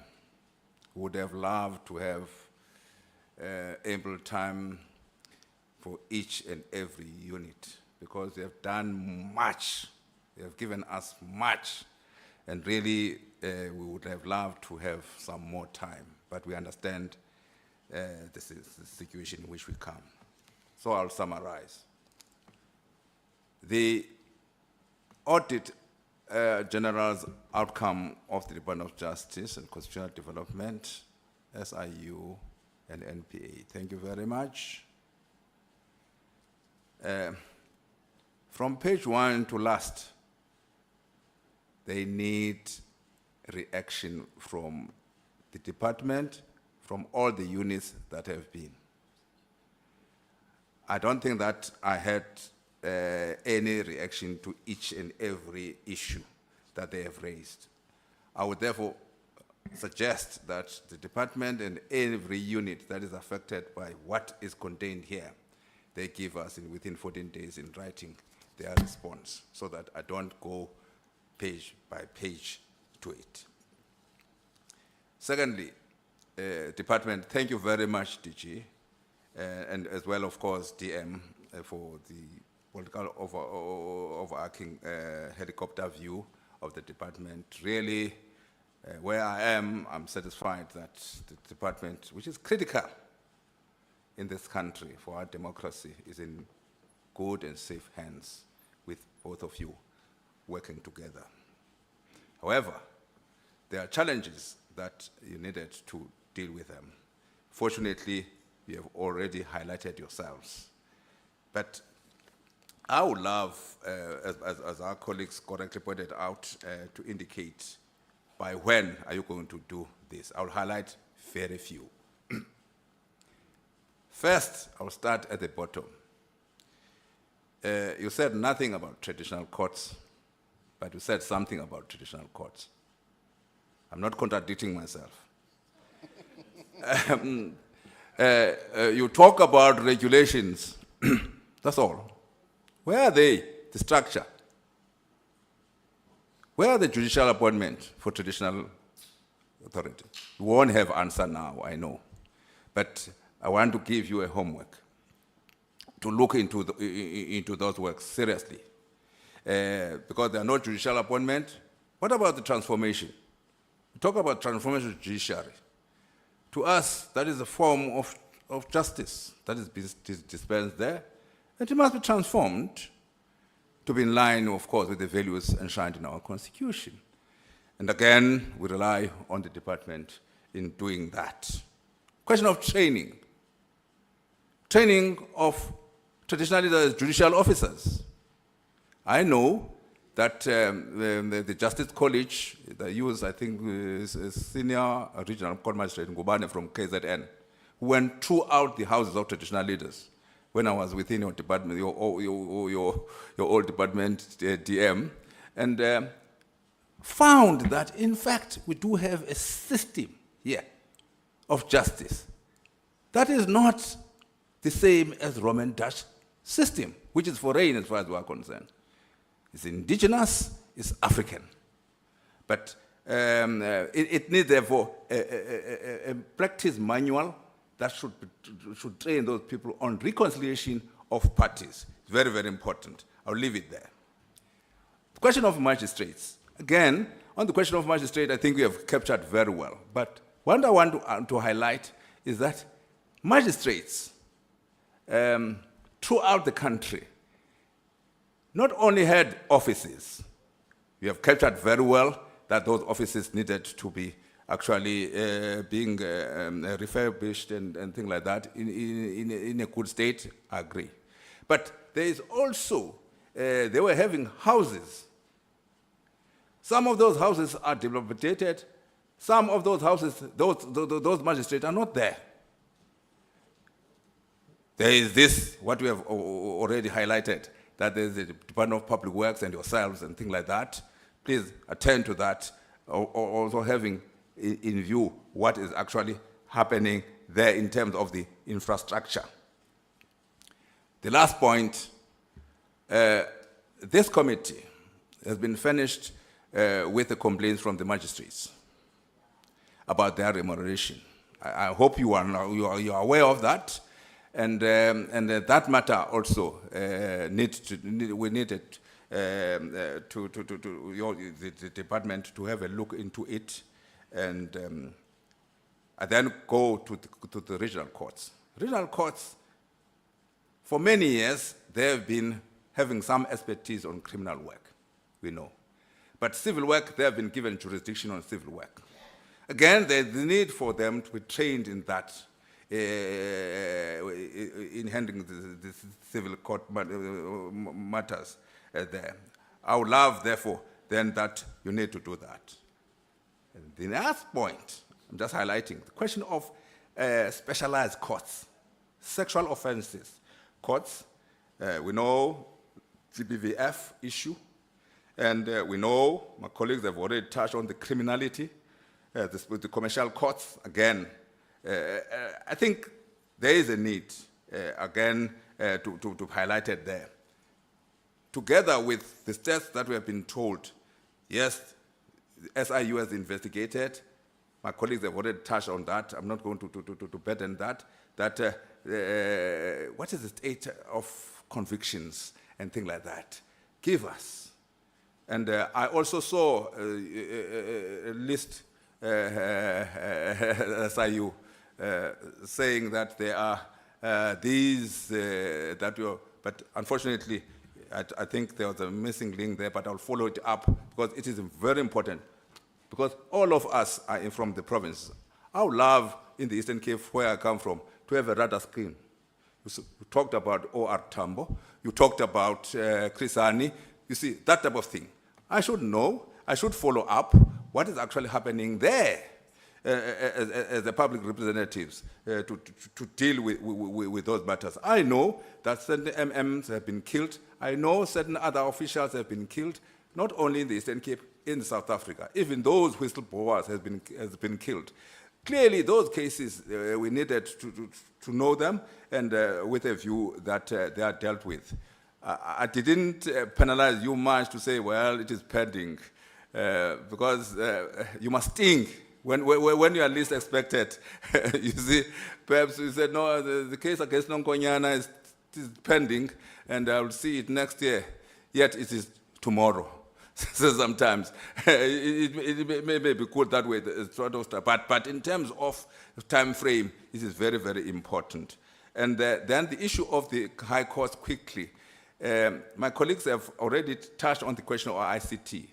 Gauteng division, through Justice Mlambo, they have done a pilot study. It's working very well in this. And then the other high courts are actually following. But even at the high court level, very few. When are you going to have them at the regional court level, at the magistrate court level? Where are you going to have that? Because you find that there is no network in my traditional community as we speak. So access to justice, as my colleagues have said, my people will be denied. That is why it is important also to spread that. And having said that, let me just spare the other minutes to indicate that the other thing, I think we'll have to see the chair how we write to them for follow-up questions, because we don't have really enough time today to engage. But since at least they are a telephone call away, and then I'm sure they will be able and amenable to respond to us if there are any other questions that we may have. I'm sorry, Chair, I thought I was going to take 1 minute, but I was tempted by my learned friend next to me to speak more. Thank you very much, Chair. Thank you, Honorable Nonkonyane and honorable members. And one would want to put it forth that we would need to have two entities coming back to us in terms of detailed engagement. I was very interested on the issue of proclamation of department and as well as SOEs. And as Honorable Nonkonyan could have said, would need detail per province, so that as we engage or when we decide to go home for constituency work, we are able to just check if it is the true reflection of what we have in our documents. I hope you have noted many issues, its emphasis on what has been our deliberations in terms of your APPs and as well recommendation by the AGSA. And members are saying that some of the matters that are repetitively standing out as structural or systems challenges, we must never ever repeat them as we engage as the select committee. Because it is important that you note that we have taken trace from a previous legacy report and from what the AGSA could have said and the status quo of your department. And we feel that there's a lack of professionalism in some of your spaces. And it's very disappointing that we are one of the highest entities or department, Honorable Nell, that must uphold the constitutionalities of this country as revolutionaries. So I think we need to note concerns of members to say that we note the unqualified audit, however, more needs to be done. And our members are very lenient in terms of saying this is what you need to do. Bearing in mind there are people charged with authority to execute those issues in terms of monitoring and evaluating every day. If people who are employed for internal audit are doing what they are supposed to do before the larger part of the AG. But mine then, it's with regards to, I want to acknowledge the fact of the presentation by the department on 40% procurement for women. You are at the right direction because it is what the president has called for in terms of the procurement of opportunities for women emancipation and other issues that are relating to accessibility. I would want to get sense on access with regards to sign languages within our system. Perhaps in detail, let us get to where we know that those services are being given on a daily basis and the cost itself, because we know that not everybody has knowledge in terms of sign language and its own grades. I'm interested that some of my members, as honorable members, they were raising issues of Gauteng, of which I'm covered, and one would want to ask on the impact of the crime prevention ordinance, because we know that in Gauteng they've been given a peace officer status. What is the impact with regards to the work of the department, and what are the continuous programs that you are doing with the department, if we do have? Noting that as well, that Gauteng has more population of youth, do we have other programs that we are dealing with in terms of youth development as the department? And what types of are those particular programs? And I want clarity as well with regards to youth programs that were presented here. Your youth programs, are they aligned with Presidential Youth Employment Service, or they are just standalone programs done by the department or entities? Because for me, it is important that as we speak integration, we try to integrate even services that we feel that they are responding to our challenges like employment. And without saying too much and a lot, when I hand over to you, just respond to issues that if we go out here, it will be wrong of us perhaps to die not knowing them. And then those that you think that you would submit in detail, do so. However, I think you have noted that these members, when they were raising their issues, they really shows that they are consistent in doing their work and following you through in all of the platforms, because they're raising community-centric issues, Honorable Minister. And I'm very happy as well to get indication from yourself that your services are victim-centric services. And Honorable Gerik always like to ask on that, to say, but what do we do in this space? Does it speak to the realities of our people? If yes, how do we then monitor and assess if those things are actually assisting us to move this country forward?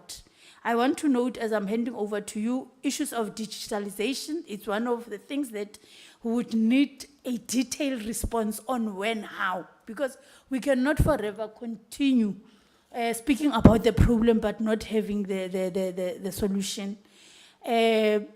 I cannot speak more on the issue of backlogs and misinterpretation and full details. Perhaps get clarity with other of your sister departments so that when you submit in detail, give us not a misinformation, but an information that would speak in one message with many voices with regards to that. The issue of backlogs, DM, I think this one I want to employ to you with regards to cost of legal services, more especially for those that are underprivileged. Honorable Gerik is saying that as this parliament, we are charged to change things that we think that they are impeding to our people, more especially vulnerable to access legal services. Issues of vacancies, can we get in details per specific department? What is the picture there?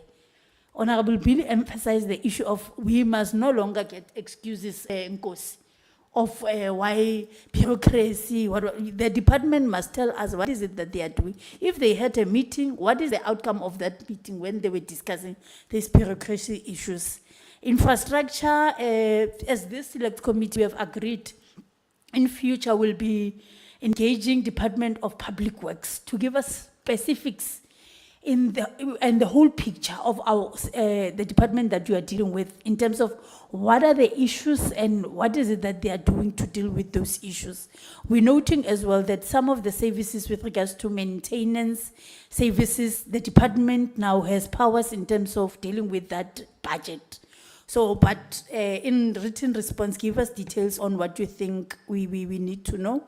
Replacement of people as well, we would need to get a detailed report, noting what Honorable Mukaye could have said and asked about the commitment or the idea that those who have retired, there's a view that they can be integrated into the system and assist where we have backlogs. If you have those plans, can we get them in submission as well? Cases of corruption, colleagues, let us get details per province in terms of a master's office, how many and the status quo, and as well the issue of succession stories, as Honorable Mukai could have said. The program of action by Honorable Nonkomnyani in terms of the recommendations by the AGSA, it is important that we get a detailed report with specific frameworks. Then you would then respond to the issues of traditional regulations as well. Honorable Nonkonyani wants a detailed response so that we are able to be taken in confidence on what is the real picture there.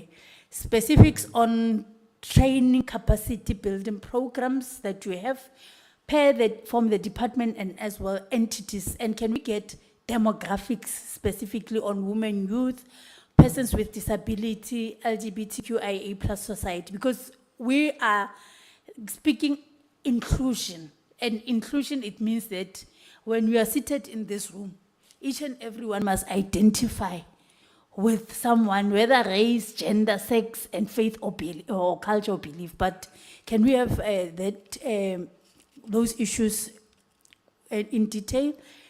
The other matter that I think with regards to the infrastructure, we know that a special unit department in our courts, they have a framework in terms of how should the outlook look like, more especially those that are dealing with gender-based violence and femicide. So can we get a detailed report in terms of how far are we to transform those particular departments, and where there's transformation that has been done, can we get the report?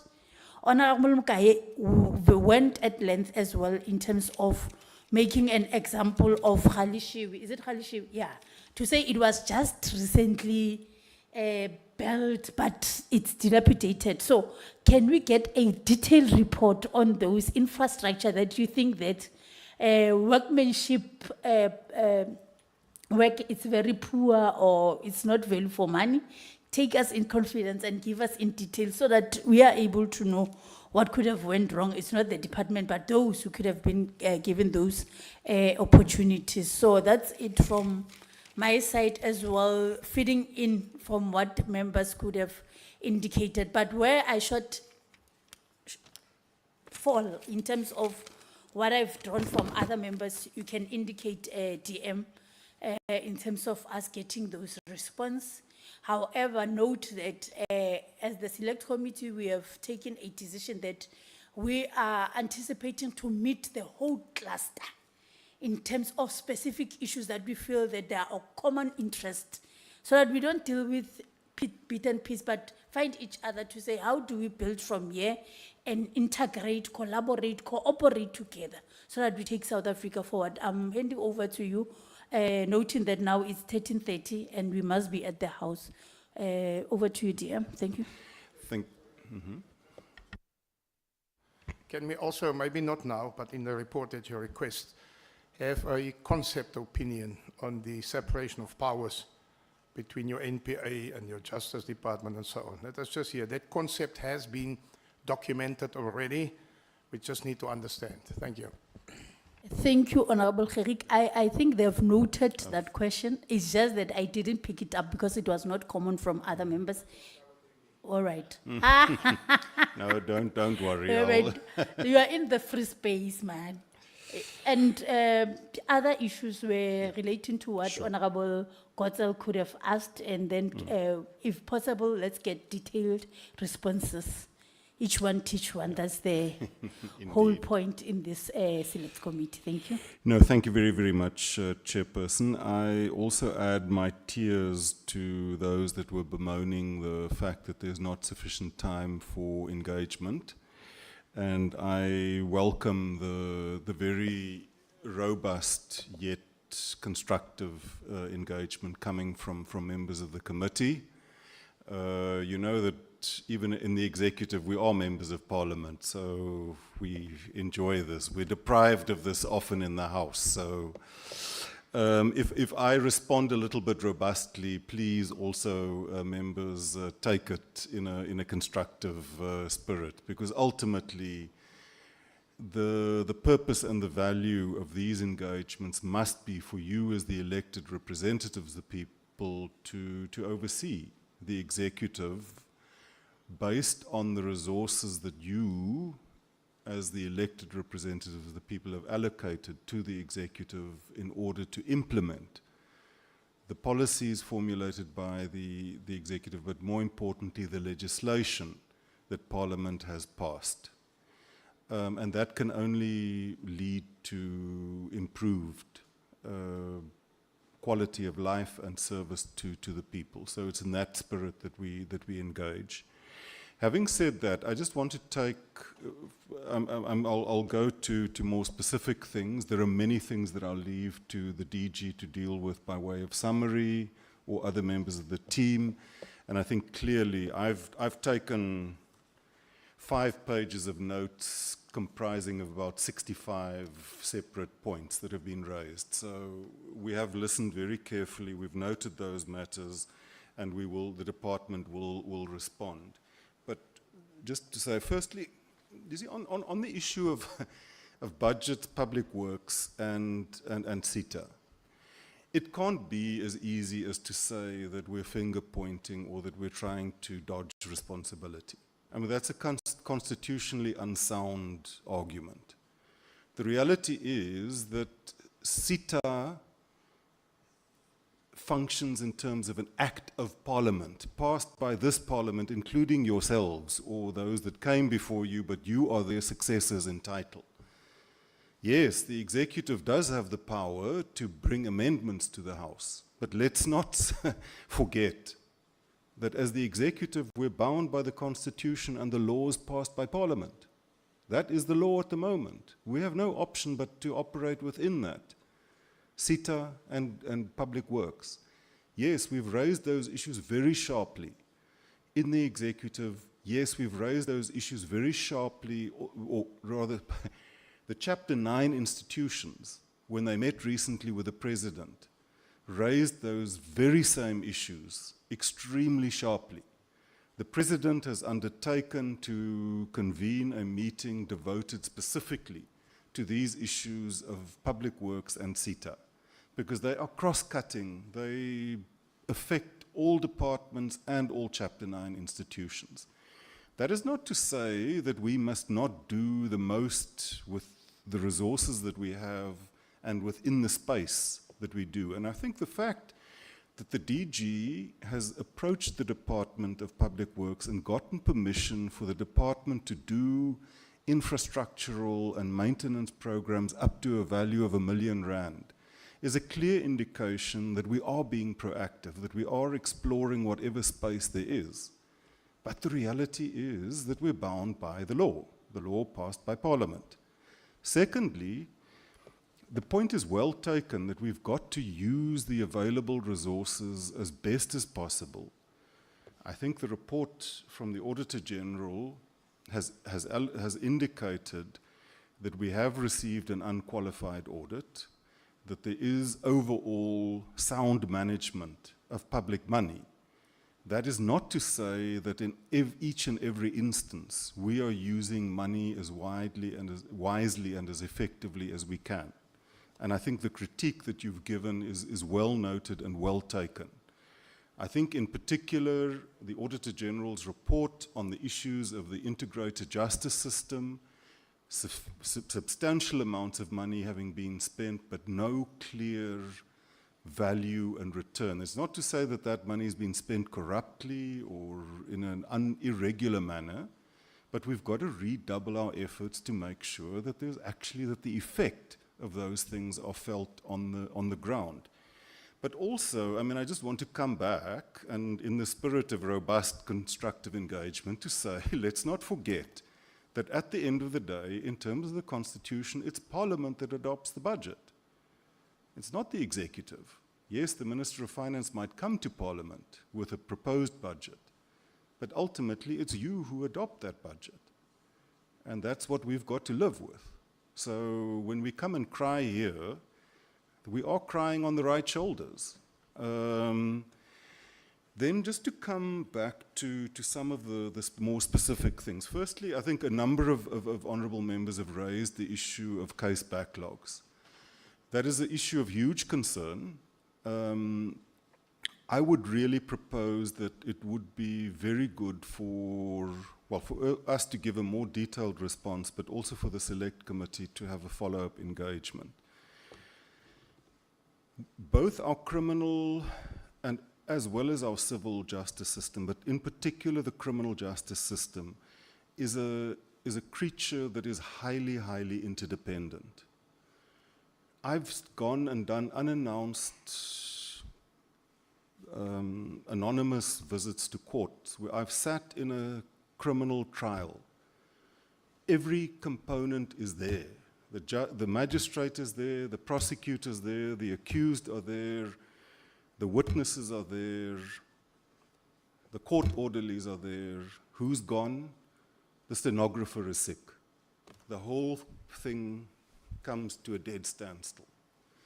So the Office of the Chief Justice, with a movement towards independent judiciary-led court administration, have compiled very, very detailed and accurate statistical breakdowns as to what are the causal contributions to delays in cases per entity.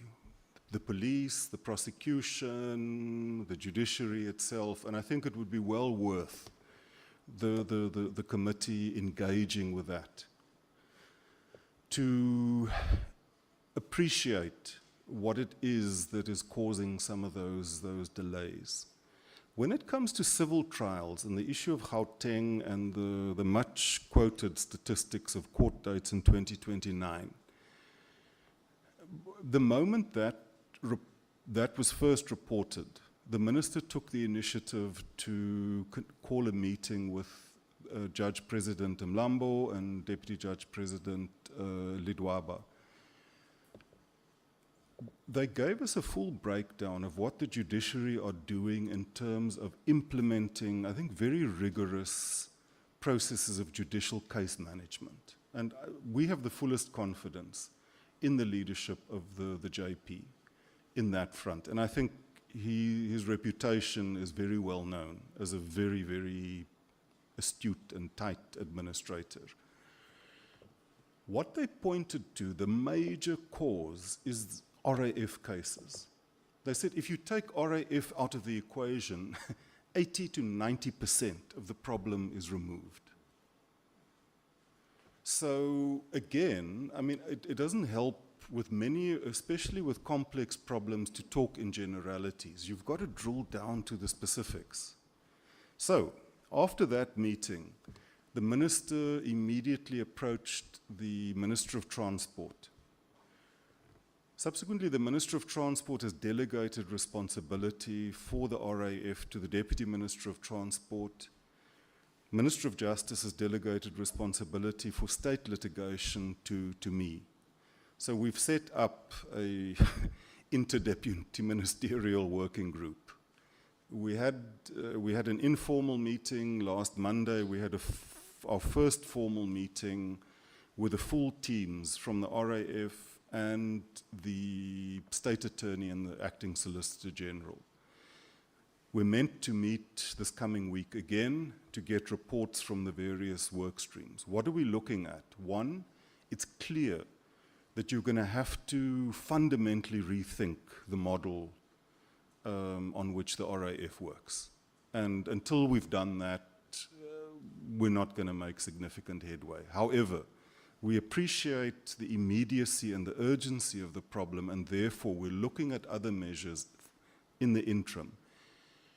Can we amend the relevant legislation to ensure that plaintiffs bring their case where the cause of action arises, instead of everyone flocking to Gauteng? Two, can we make it mandatory for mediation to take place? in those cases, especially where the issue of the merits is common cause and the only issue that's in dispute is quantum. Thirdly, we've said we've got to engage with the organized legal profession and the Legal Practice Council.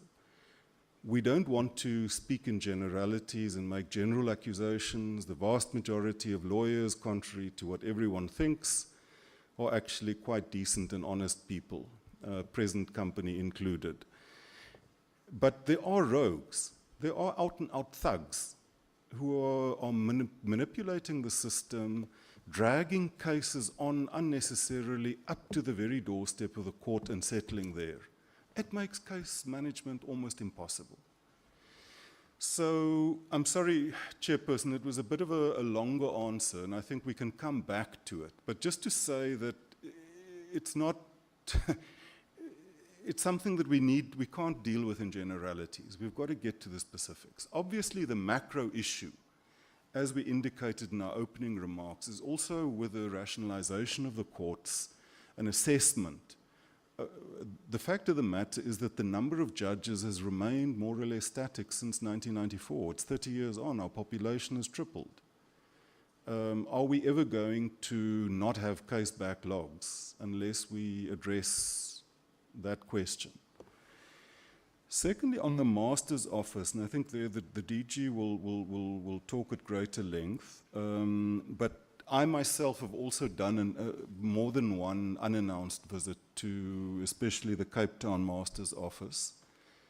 I've been in contact with a number of the practitioners. As I indicated in my input, my inbox is flooded, and 90% of those matters. If I may just take you into confidence and tell, I think, quite a touching personal story. About a week or 10 days before he passed, I got a call from the late Minister Pravin Gordhan. Phoned me, I picked up, he said, "Hey, can you help?" I said, "Hey, as long as it's not to do with the Master's Office." He said, "Indeed it is." And he was phoning on behalf of another veteran whose estate had some challenges. And it's just to share with you that every single day we're also bombarded with those things, and we've got to. The Guardians Fund, I think the DG will also talk about the disciplinary processes that have followed, but I think we just need to commend the SIU for a very thorough investigation, and it's that investigation that led to the suspension of those officials.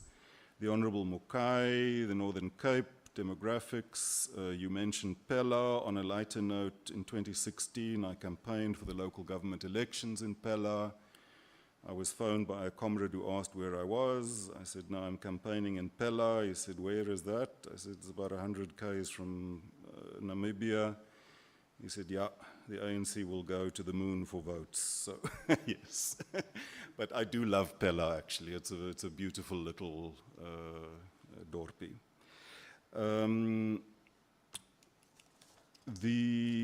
Also, I think the issue that you've raised regarding the Bridget Mabandla Justice College, it's the same Justice College. I think it's just been named after former Minister Mabandla in honor of the very, very important work that she's done around judicial education and especially the empowerment and the promotion of women practitioners and judges.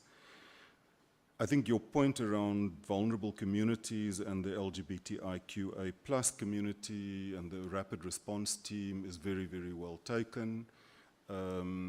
We fully support the continuation of that work. I think just to mention that at a personal level, it's a very important area of me and for me, and that rapid response team was in fact started during my first tenure at Justice, so it's something that we're very committed to continuing.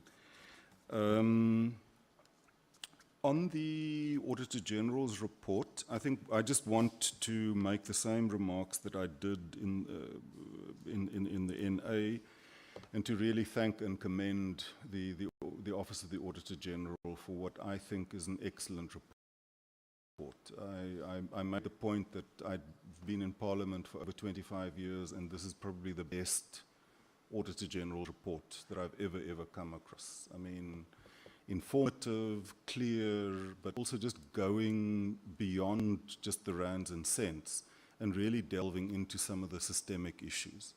So we're very thankful for that report, and we are certainly committed to making the necessary follow-ups. That was a point raised by the Honourable Gericke, who also then raised the issue of the separation of powers. Honourable Member, certainly we will explore that, and it is something that is being debated. But I think it would be good that we just tease out some of the underlying conceptual issues. You see, for me, there's not an inherent contradiction in the prosecution being part of the executive and being ultimately, and I stress ultimately, accountable to the executive. Because in a constitutional democracy, there has to be checks and balances. There can't be unfettered independence. You've got to account somewhere. The Chapter 9 institutions account to Parliament. The executive accounts to Parliament. The judiciary, accounts in other ways. And the idea of setting up a Chapter 9 institution to house the prosecution authority in a Chapter 9 institution, I think we need to think through carefully. Because ultimately, who answers? And